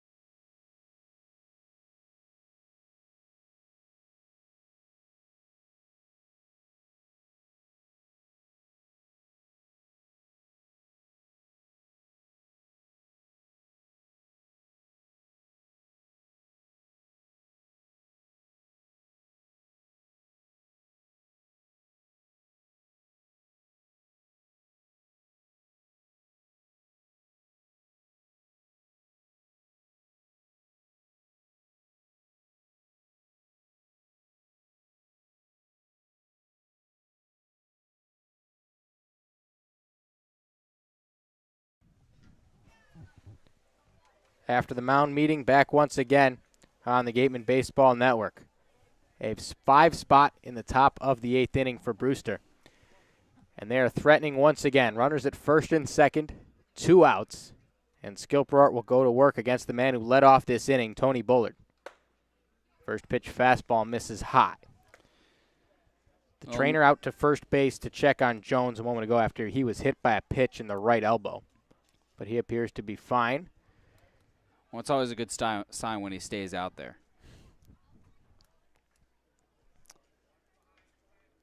The 1-0. Swing and a miss. Strike one. Bullard singled to lead off this inning. Scored a run. Then the next 4 batters in the order scored as well. And this has been a tough inning, to say the least. Can only be described as a meltdown here in Wareham. Pitch fouled off. Count 1-2. And how do you have the energy coming back out to try and start up a rally after something like this? They'll find a way. There you go. What do you mean, there I go? We have no choice but to be positive here.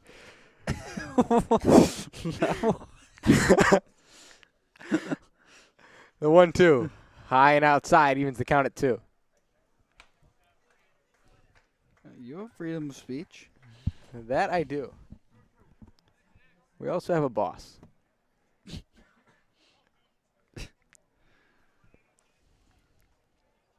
2 balls, 2 strikes on the 3-hitter Tony Bullard. Top of the 8th inning. On the ground to the shortstop. Jarvis will pitch to Troy, and that is out number 3. A marathon of an 8th inning comes to its halfway point as we go to the bottom half, trailing by 2.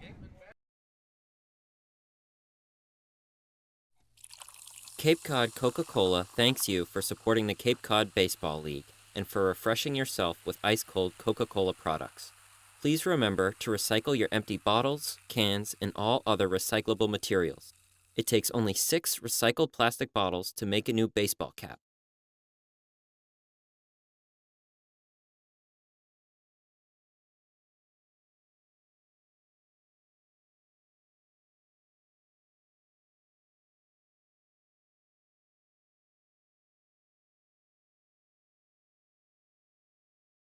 The 99 Restaurant and Pub is proud to be a sponsor of the Cape Cod Baseball League.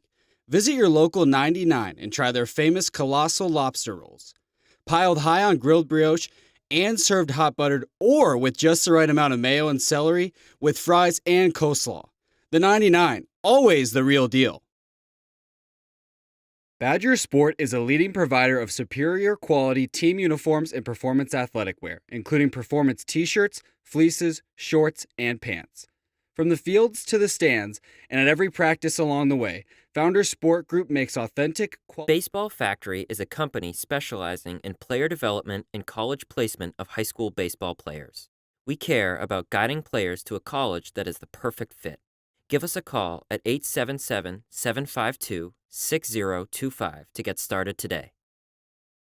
For a nostalgic Cape Cod vacation experience, head to Bay Motor Inn, where guests are treated like family. Located in the heart of Buzzards Bay Village, this 1950s-style cottage colony still provides you with up-to-date amenities. The Gatemen thanked the Bay Motor Inn for their support.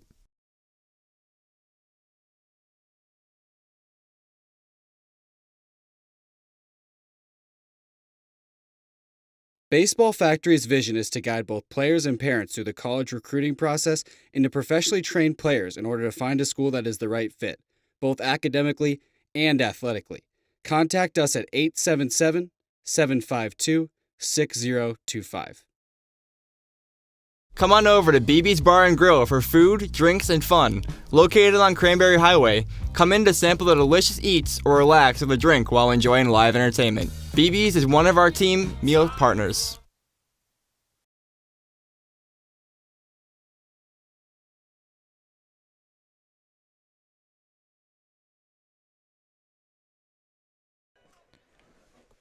Bottom 8 on the Gateman Baseball Network. Brewster brings a new arm into the ball game. He's charged with protecting the 2-run lead that the Whitecaps took a moment ago. A 5 spot in the top of the 8th has the Gatemen battling back, with Diodati, Crooks, and James coming to the plate first in the bottom of this 8th inning. Yeah, the new pitcher on the mound, Greg Ferrone, left-hander out of Herkimer County Community College, 6'6", 230. Diodati saw a first pitch fastball, checked it up, fouled it off. Did not mean to get a piece of that one. Well, Nick, with the meltdown on the top of the inning, there's only one choice now. What's that? Dramatic comeback. There it is. We haven't seen a walk-off win here at Spillane, as that one's lobbed down the left field line and foul. No, we have not. Tonight would be a good night to start it. Diodati just missed on extra bases. And now goes down, no balls, 2 strikes. Ferrone ahead of the first Gateman he faces in the ballgame.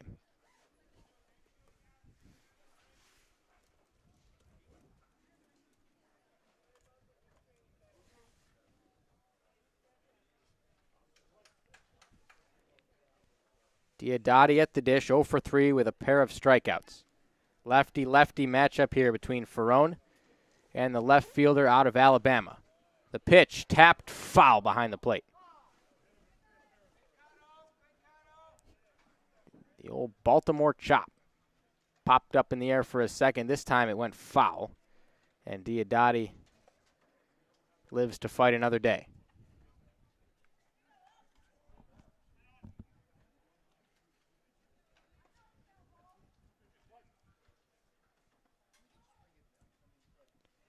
No balls, 2 strikes. Here's the pitch. Fouled straight back.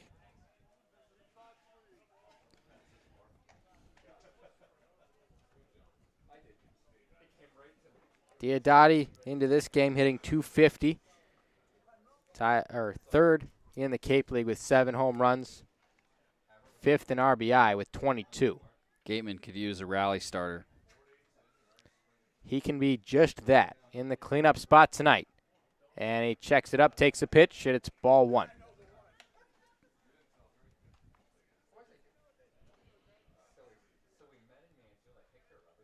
Gateman led through most of the ball game. Got 2 runs in the 3rd, 1 in the bottom of the 7th. And then with a 3-0 lead, gave up a 5 spot in the top of the 8th. Diodati swings and misses. It's out in front of the plate, picked up by the catcher, Byrne. And an easy throw to first base is out number 1. Tough night for Diodati.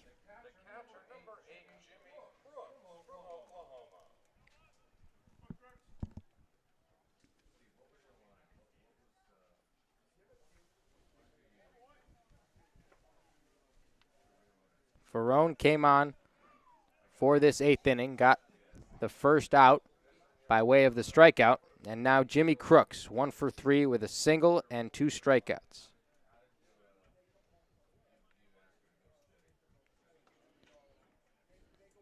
Good time to bring out the southpaw, as the Gatemen have back-to-back lefties in the order.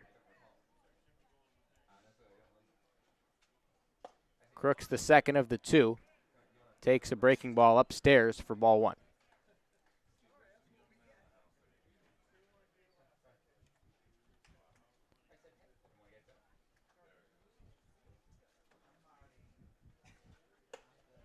High fastball way upstairs, and Crooks swung through it.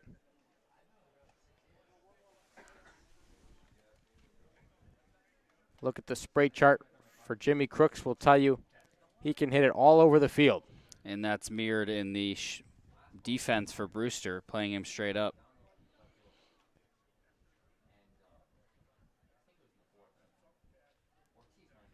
One the count, 1 out, nobody on, as a breaking ball catches the outside corner.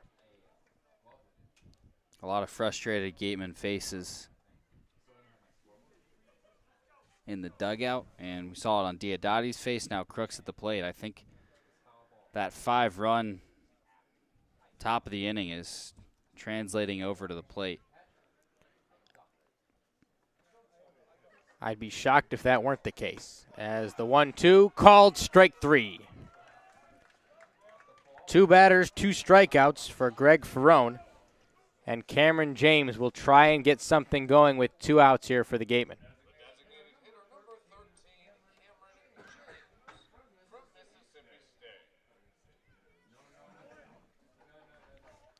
James has been on base twice in his first 3 plate appearances, one with a single, one with a walk.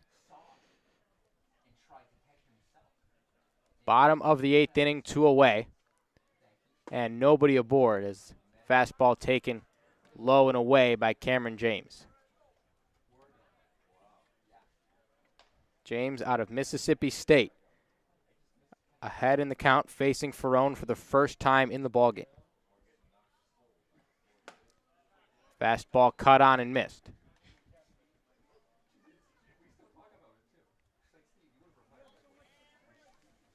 Outfield straight up, spread out. Infield the same way.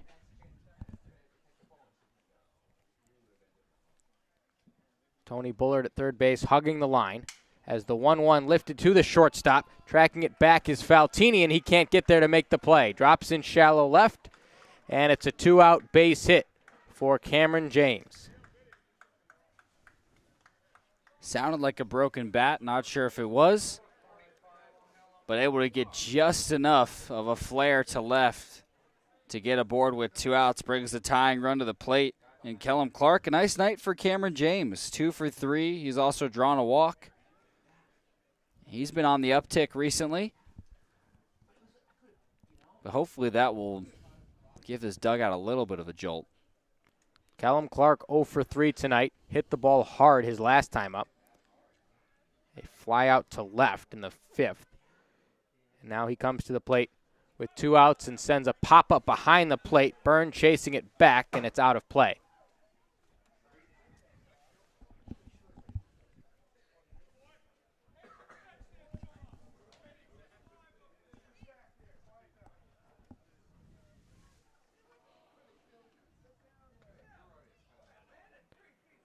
Five runs for Brewster, 3 runs for Wareham. Bottom of the 8th inning, 2 outs, runner at first base. Here's the 0-1 to Clark. Checked it up. He did not go. It's ball 1. Good take by Clark. See if he can work ahead in the count and get a fastball. Would be a good time for his first Cape League home run. Showed off his power in the NCAA postseason this spring. Fouls one right back at our booth. Count goes 1-2.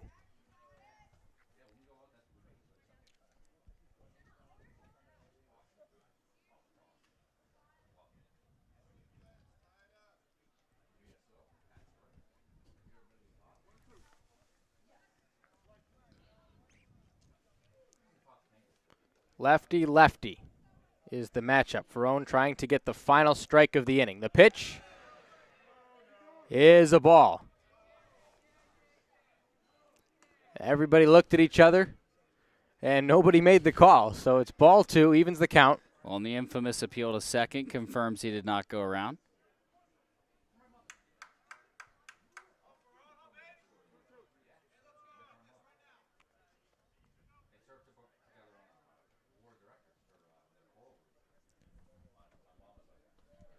Two and two, 2 outs. James at first base. And the pitch to Clark fouled off. The first baseman battling with 2 strikes, trying to keep the Gatemen alive in this ballgame. If he can't, they'll have one more chance in the bottom of the 9th.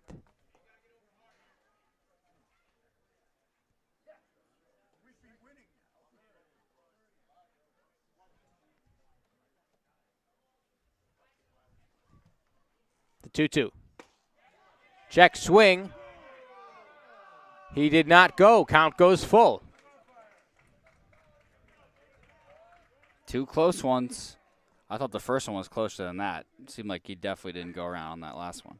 Well, I thought the first one was going to be called strike 3. The pitch wasn't that far out of the zone. It was almost like so much attention got focused on whether he went around, though, that the nobody realized that the pitch might have been in the zone. Either way, the count is 3-2, and the Gatemen with a chance to put together a 2-out rally. Here's the payoff pitch to Clark. Swing and a miss, strike 3. Greg Ferrone comes on in the 8th, strikes out the side, and we send it to the final frame. Don't go anywhere. You are listening to the Gateman Baseball Network. Cape Cod Healthcare offers a comprehensive array of medical services delivered by top-notch teams of healthcare providers. Their physicians provide the best evidence-based and proven medicine at their state-of-the-art facilities. If you need them, they'll be there. Cape Cod Coca-Cola thanks you for supporting the Cape Cod Baseball League. Cape Cod Coca-Cola has been proudly refreshing the community for over 30 years, and we're honored to support the Cape Cod Baseball League and many other wonderful organizations on the Cape. Cape Cod Healthcare is committed to providing tools and resources for your sustained well-being. We recognize the vital role of preventative medicine in your health journey and want to help you not only get well, but stay well. Cape Cod Coca-Cola thanks you for supporting the Cape Cod Baseball League and for refreshing yourself with ice-cold Coca-Cola products. We offer over 400 different beverage choices on Cape Cod to quench every thirst, and more than 150 of those are low or no-calorie options. Earn a bachelor's or master's degree, complete a certificate, or take a single course through the Division of Continuing Education and Graduate Studies at Curry College. In-person and high-flex classes run days, evenings, and weekends in Milton and Plymouth. To learn more about the programs in business, accounting, criminal justice, education, nursing, and more, visit curry.edu.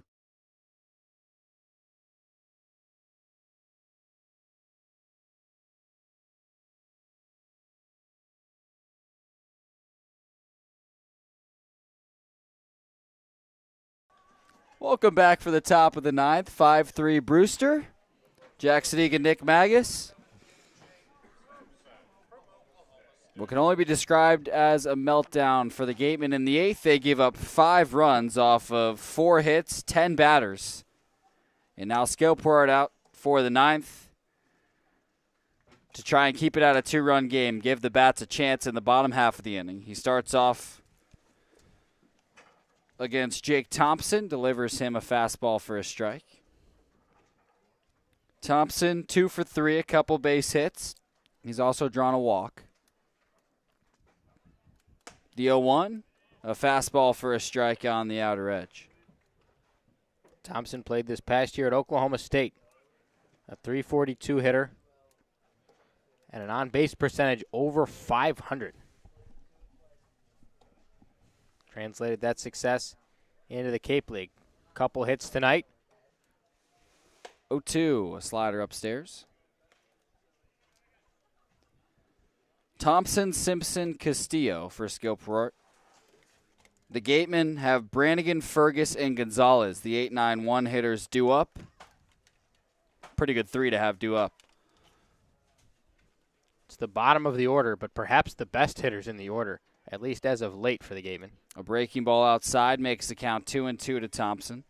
Brannigan, a couple hits tonight. Fergus has been on base and scored a run. And, of course, Tres Gonzalez will come up in the inning, 3 for 4. The 2-2. Fouled away. First, though, Skillport needs to get out of this one without allowing any runs. He allowed 2 unearned runs in the 8th. 3 of the runs were earned, charged to Jack Noble. Right. Noble loaded the bases without recording it out, then exited, giving way to Skillport, who will try and put them away in the 9th. Swing and a miss, strike 3. That's a good start, Nick. Skillport's second strikeout. Well, Skilly sticking to his guns, going with the fastball, and right past Thompson on the outer part. Simpson coming to the plate now. He's 0 for 3 with a walk. That walk was in, you guessed it, the 8th. He scored a run. First pitch to Simpson. Grounded foul down the third base line. Just such a frustrating eighth because the Gatemen had put together a complete performance, Nick. They had. It is not an easy thing to do to close out a ball game, but to blow a lead like that is something you don't see too often. Fortunately, an off day coming up tomorrow and a day of rejuvenation before a 6-game stretch against the West. That is where it will matter the most. Right. That's huge. It's an away game against Cotuit, back-to-back games against Bourne, back-to-back against Falmouth, and then the season finale against Hyannis as that pitch is fouled off. Now a ball and 2 strikes to Simpson. 1 out, nobody on in the top of the 9th. 5-3 Brewster. And the Gatemen have struggled against the West this season. The majority of their wins have come against teams in the East Division, and this is a chance for them to right the ship, get right back on the horse, and potentially contend for that final playoff spot. 4-1 against Hyannis, which is good, as that pitch is a breaking ball outside. They'll have one more against Hyannis to close out the season. Yeah, 4-1 against Hyannis, but 1-8-2 combined against Bourne, Falmouth, and Cotuit, which is not where you want the record against those 3. 2-2. Fastball just outside. The Bourne games will be tough, as they're tough for everybody over the course of this entire season. Falmouth will be where it matters the most. Cotuit is not the same team they once were. They've beaten the Gatemen 3 times now this season, but a lot of roster turnover has left them. Well, and I argue Bourne is not the same team they've necessarily been all season. As the payoff pitch is fouled back, Simpson lost his bat. Nearly hit the on-deck man, Castillo. Still a full count as Simpson gets some pine tar. I said Cotuit beat us 3 times. I think 2 losses and a tie. No, they did. They have beat us 3. We're 1-3-1 against the Kettleers. Okay. Beat us in the season opener and then twice at home. You had it. Okay, I shouldn't second guess myself next time. Payoff pitch, cut on and missed. Back-to-back strikeouts for Skillport. And he's 1 out away from keeping it at a 2-run game and giving the Gatemen bats a chance in the bottom of the 9th. And I'll say this about the Gatemen. They've lost some tough games this season, but always seem to get it down to the wire, especially when they're down late. They usually get base runners and are able to get the tying run to the plate to make things interesting. The lack of a walk-off win here at Spillane Field is not due to the lack of competitive games here.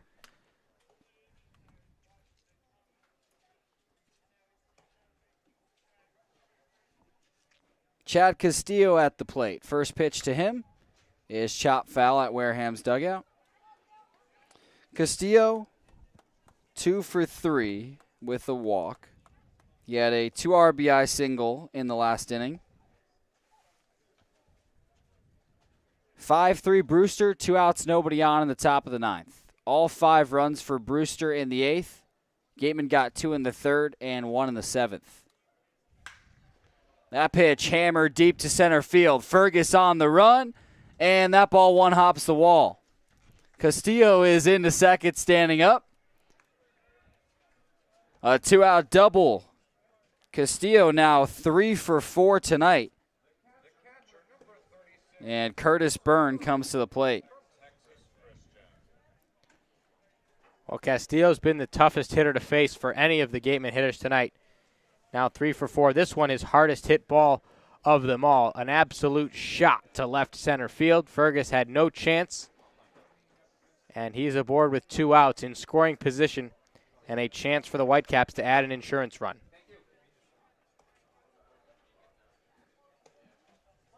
Pinch runner to second.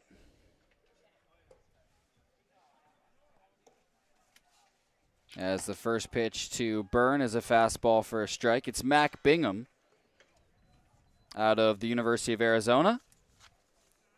So most likely Bingham will replace Castillo in left.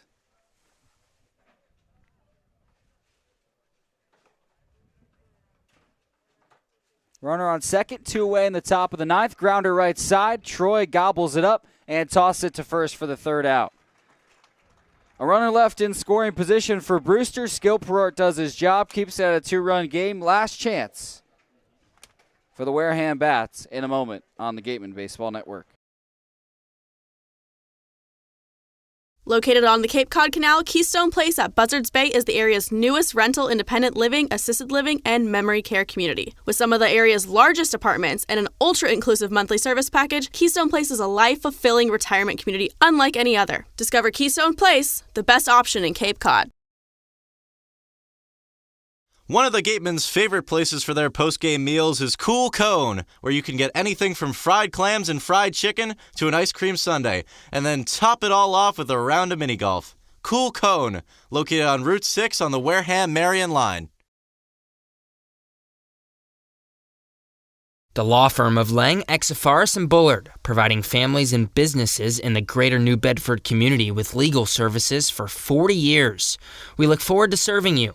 For an appointment, call 508-992-1270. We invite you to learn more about the law firm of Lang, Exafaris, and Bullard by visiting our website, lxblaw.com.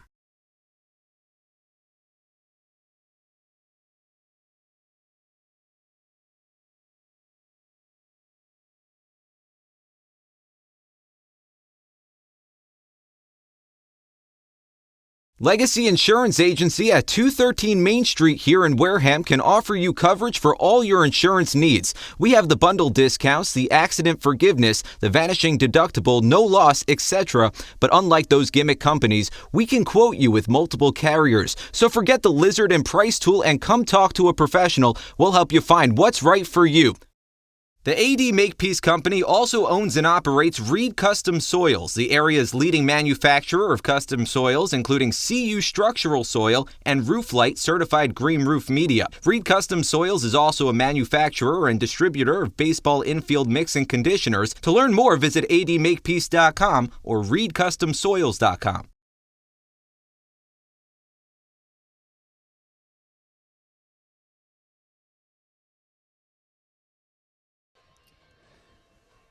Last chance for the Gatemen in the bottom of the ninth.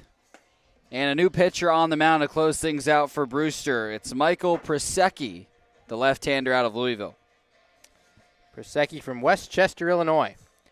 2-0 on the Cape League season, 1.35 ERA. He's thrown 13 and a third and on for the 8th time in a save situation, attempting to put away the Gatemen.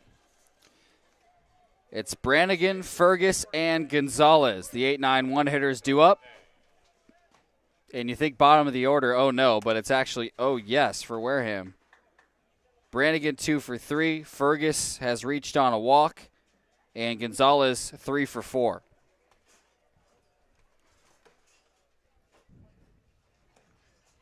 (5-3) Brewster.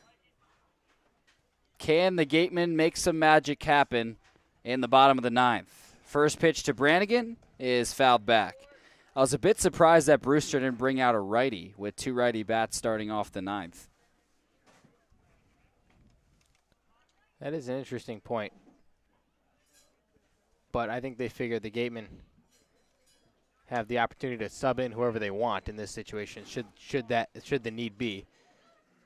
That pitch fouled back, 0-2 to Brannigan. Once again, with no extra innings here, as the home team, you can pretty much send whoever you want to the plate in the bottom of the ninth with no concerns about playing defense. That pitch fouled away. Brannigan stays alive at 0-2. Little do they know we have no lefties in the dugout to come and hit. I bet they know that. They have our roster. They have our lineup.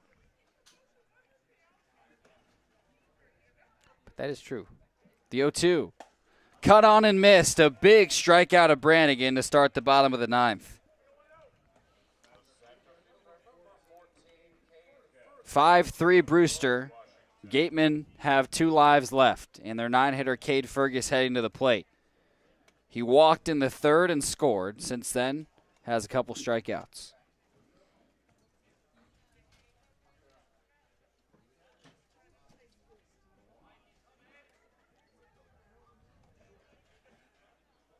You'd love to at least get the tying run to the plate. First pitch to Fergus, a fastball high and tight for ball 1.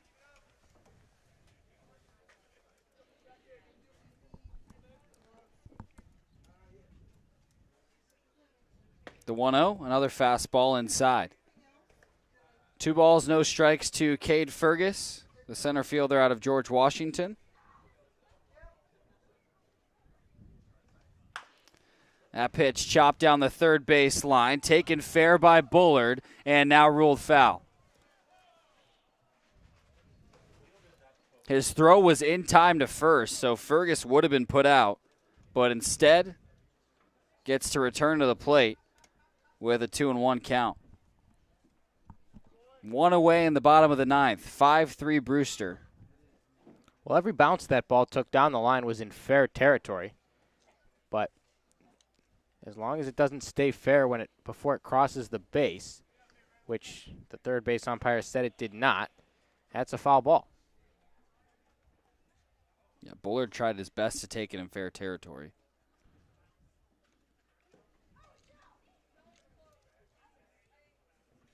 The 2-1 skied into the air, left side.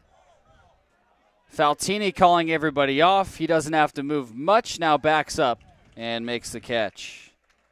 1 more life for the Gatemen. They trail 5-3 in the bottom of the 9th, and their leadoff man, Tres Gonzalez, is coming to the plate. The good news, it's a resilient life. Probably the best the Gatemen have. 3 for 4 tonight. 3 singles and a strikeout, and he is the last chance they have. All of Brewster's runs came in the 8th inning as they stormed back here at Spillane. The first pitch to Gonzalez to the backstop. 1-0.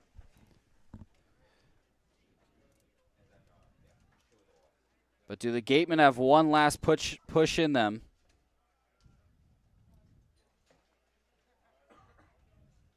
The 1-0 from Prasecki is lined up the middle. Base hit. Gonzalez 4 for 5 tonight. And the Gatemen do get the tying run to the plate with 2 outs in the bottom of the 9th. It's Jim Jarvis. Well, you think 4 for 5 is ridiculous. Tres Gonzalez is pretty much becoming automatic. And this is the second time now in 3 games that he's done that. 4 for 5 at YD. And now 4 for 5 here at home.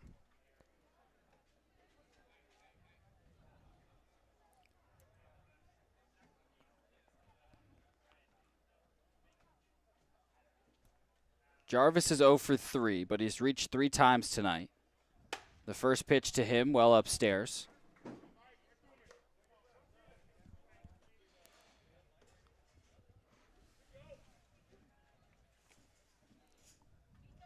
Jarvis recorded an RBI and a fielder's choice in the 7th. The 1-0, another fastball upstairs. Byrne heading to the mound. He wants to talk to Prasecki.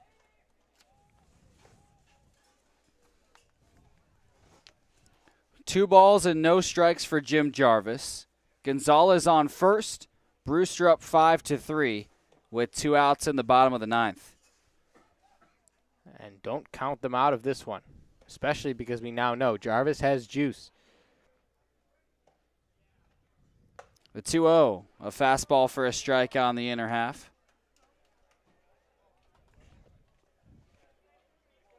Jarvis, back-to-back games with home runs.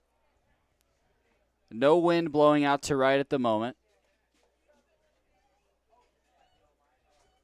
The 2-1 pitch. Well inside, that nearly hit Jarvis as he spun out of the way. Now 3-1. Not in the mood for the second one of those on the night. Jarvis got hit in the back foot back in the 3rd inning, and that one would have been a lot more painful. Here's the 3-1. Popped up and gets foul behind the press box. Full count.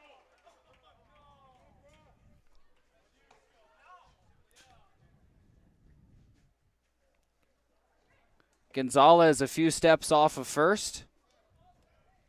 Nobody on the Whitecaps paying him any mind. A full count for Jim Jarvis. He has his 2-strike approach, low stance, choked up on the bat. Here's the payoff. Missed outside. Jarvis walks. So now the tying run on the bases. Runners on first and second, 2 away in the bottom of the 9th. It's 5-3 Brewster, and Tommy Troy is coming to the plate. Things just got a little more interesting. Troy is 2 for 4 with a 2 RBI single in the 3rd. And Jarvis, on a well enough hit ball, has the speed to score from first.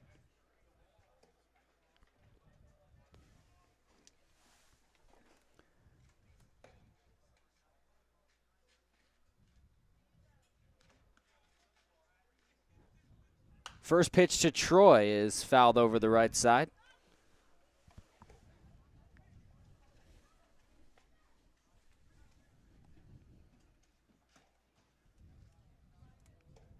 And Persecki, you would think, Nick, feeling a little bit of pressure knowing what Troy's done so far tonight.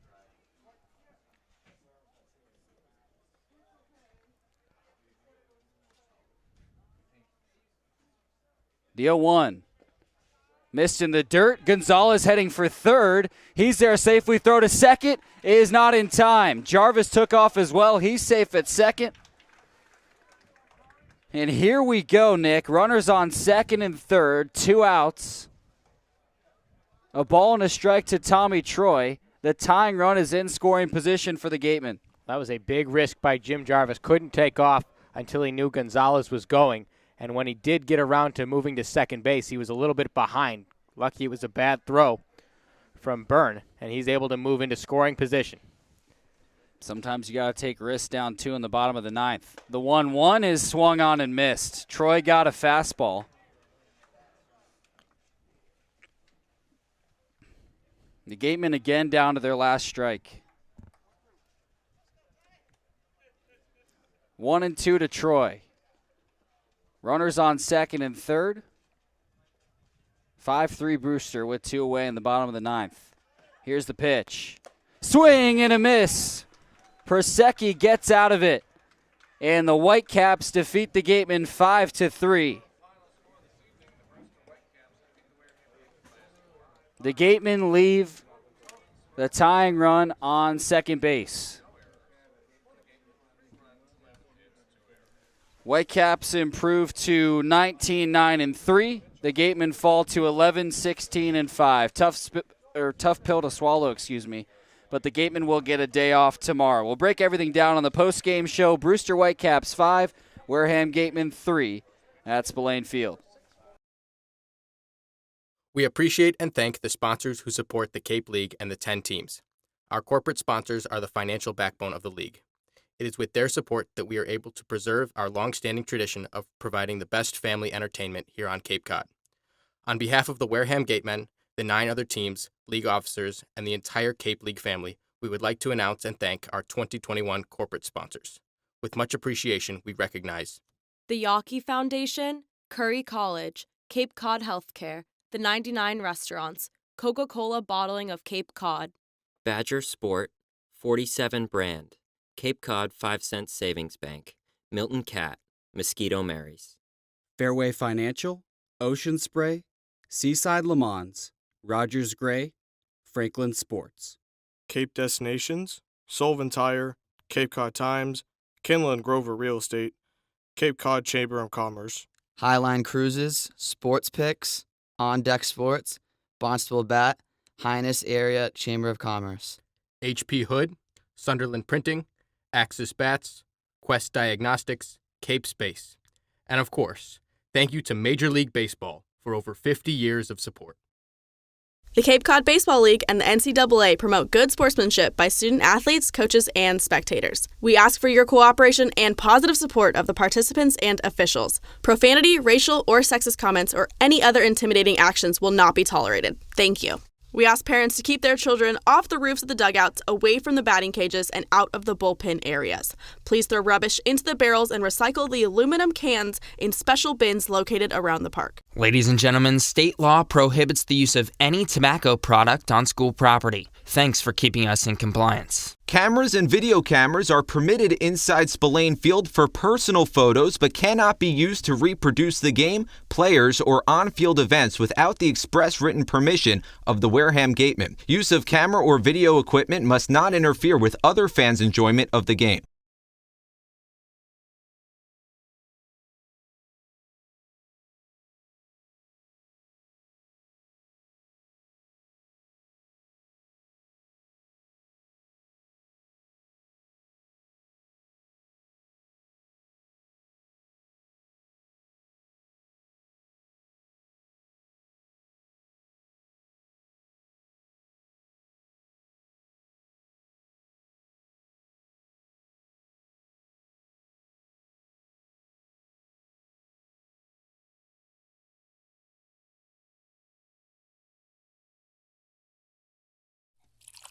Cape Cod Coca-Cola thanks you for supporting the Cape Cod Baseball League and for refreshing yourself with ice-cold Coca-Cola products. Please remember to recycle your empty bottles, cans, and all other recyclable materials. It takes only 6 recycled plastic bottles to make a new baseball cap.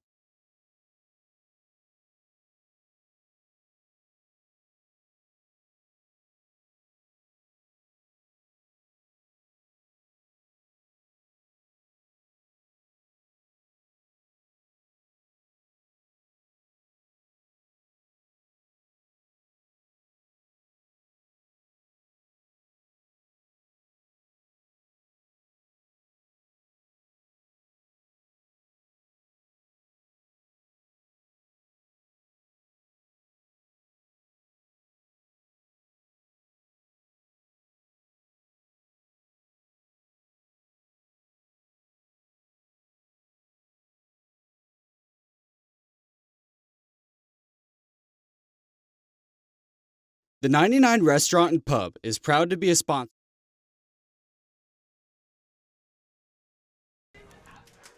Welcome into the Gateman post-game show. Jack Sadighian alongside Nick Magas. A tough one from Spillane Field. The Gatemen fall to the Whitecaps 5-3. It was really a good performance for almost the entire game from the Gatemen, Nick, but that 8th inning collapse looms large. Yes, the bats were working from the get-go. Probably not as many runs as they would like. They had, 11 hits? Yes. 11 hits, 3 runs, and just couldn't quite get enough done to give them enough cushion in that 8th inning. It was a monumental collapse. It was a struggle. We've seen 5-run innings before, some of them for the Gatemen this season, some of them against the Gatemen, but none of them as influential, not just over the course of the season, but in an individual ball game tonight, and not enough action for them to recover. I think the best way to get past it is just you have the day off tomorrow, forget about it, flush it, and then 6 big games to close out the season. All Western Division opponents, all huge implications. The Gatemen are still not far back from second. They're 4th in the West, but right on the heels of Cotuit and Falmouth. Well, Falmouth got a loss tonight. Right. That's big for the Gatemen. Cotuit did win, but the team that both of them are chasing is Falmouth right now. So the fact that Falmouth did lose that game is big. It keeps the standings for the most part as they were coming into tonight, and then expect everything to get shaken up next week with those 6 divisional games for everybody. It'll be a disaster. It'll be a bloodbath in the best way possible, and we'll see who comes out on top. Some positive signs for the Gatemen tonight. We'll start with their starter. Blake Soderson came out through a great 4 innings in his second outing against Brewster. Well, he doesn't seem to like giving up runs. No. He's now 11 1/3 innings on the Cape League season, has not allowed an earned run. He has been dealing in every time we've seen him, 3 appearances now, and he had all of these Whitecap hitters on their heels through the entire first 4 innings. We'll quickly toss it down to Julia Joseph. She has Don Sneddon for our post-game interview.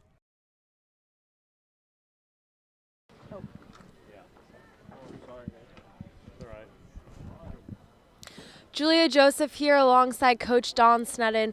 Don, let's start with Blake's pitching tonight. He threw 4 scoreless innings. How happy were you with his performance on the mound? Well, that's what we needed. We're not scoring a lot of runs, so he kept us in the ball game, and they're a good club. I mean, they're winning their division, so we knew we'd be in a dogfight. And tonight, you guys held the lead from the 3rd through the 8th until Brewster put those 5 runs on the board. Where did things start to fall apart? Well, I wouldn't say they put them on there. We sort of helped them with that. We made a couple key errors and didn't handle a bunt defense, threw the ball down the line, which gave them 2 runs, which was the winning run. So those are always difficult to swallow when you make routine plays or give you an out. We have to make that 99 out of 100 times. We just didn't make it tonight. What are you guys going to look forward to into Friday's game? Well, we got all of our league opponents now, so we still can control our own destiny with that. So we got to get ourselves back together here, have a day off, and then come back Friday and finish up strong with 6 games. Appreciate it. Thank you, Coach. Okay, thank you. Back to you guys. Thank you, Julia. That was Don Sneddon, the manager of the Gatemen. We'll break down the rest of our post-game talk. Nick, you got to get into Solderston a little bit, but really good through 4 innings today. Yes, he was. The mix was working. It was mostly fastballs and sliders. He didn't even need to bring out much else. The changeup stayed in the back pocket for the most part, but, I mean, he was fantastic. There's not much more to say other than the fact that he really kept the game close. He kept it competitive. He kept the Gatemen in it, and the offense backed him up. They got a couple runs in the third. He was pitching with the lead for half of his outing, and he turned it over to the bullpen in the best place you possibly could as a Cape League pitcher. They're not going to let you go many more than 4, and he did his job. And some encouraging signs at the plate. Tres Gonzalez, 4 for 5 tonight. We'll start with him in the leadoff spot. I mean, he just keeps delivering. That's the only way to put it. Well, I don't. Was it me or you that said the word automatic? Whoever it was, that's exactly what Tress has been. Now 4 for 5 in 2 of his last 3 games. He has made his hitting streak 9 or 10. He's made the hitting streak 10 games. 10. And he continues his tear through the Cape League.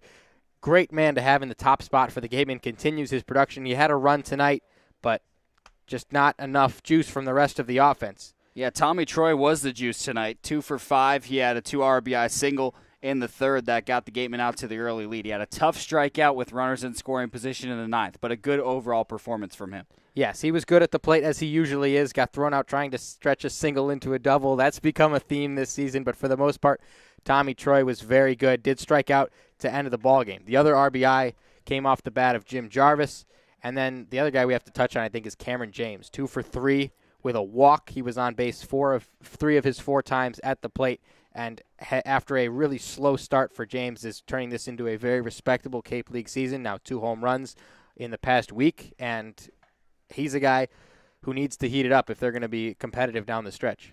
A tough loss for the Gatemen tonight. They dropped to 11-16-4, but the good news, a day off tomorrow, and then the best ahead of them. 6 Western Division games to close out the season, and they will all have massive implications for that last spot in the Western Division. Thank you so much for joining us tonight. Your final from Spillane Field, Brewster Whitecaps 5, Wareham Gatemen 3 for our entire crew. Nick Magas alongside Jack Sadighian. Thank you for joining us. Have a great Wednesday night.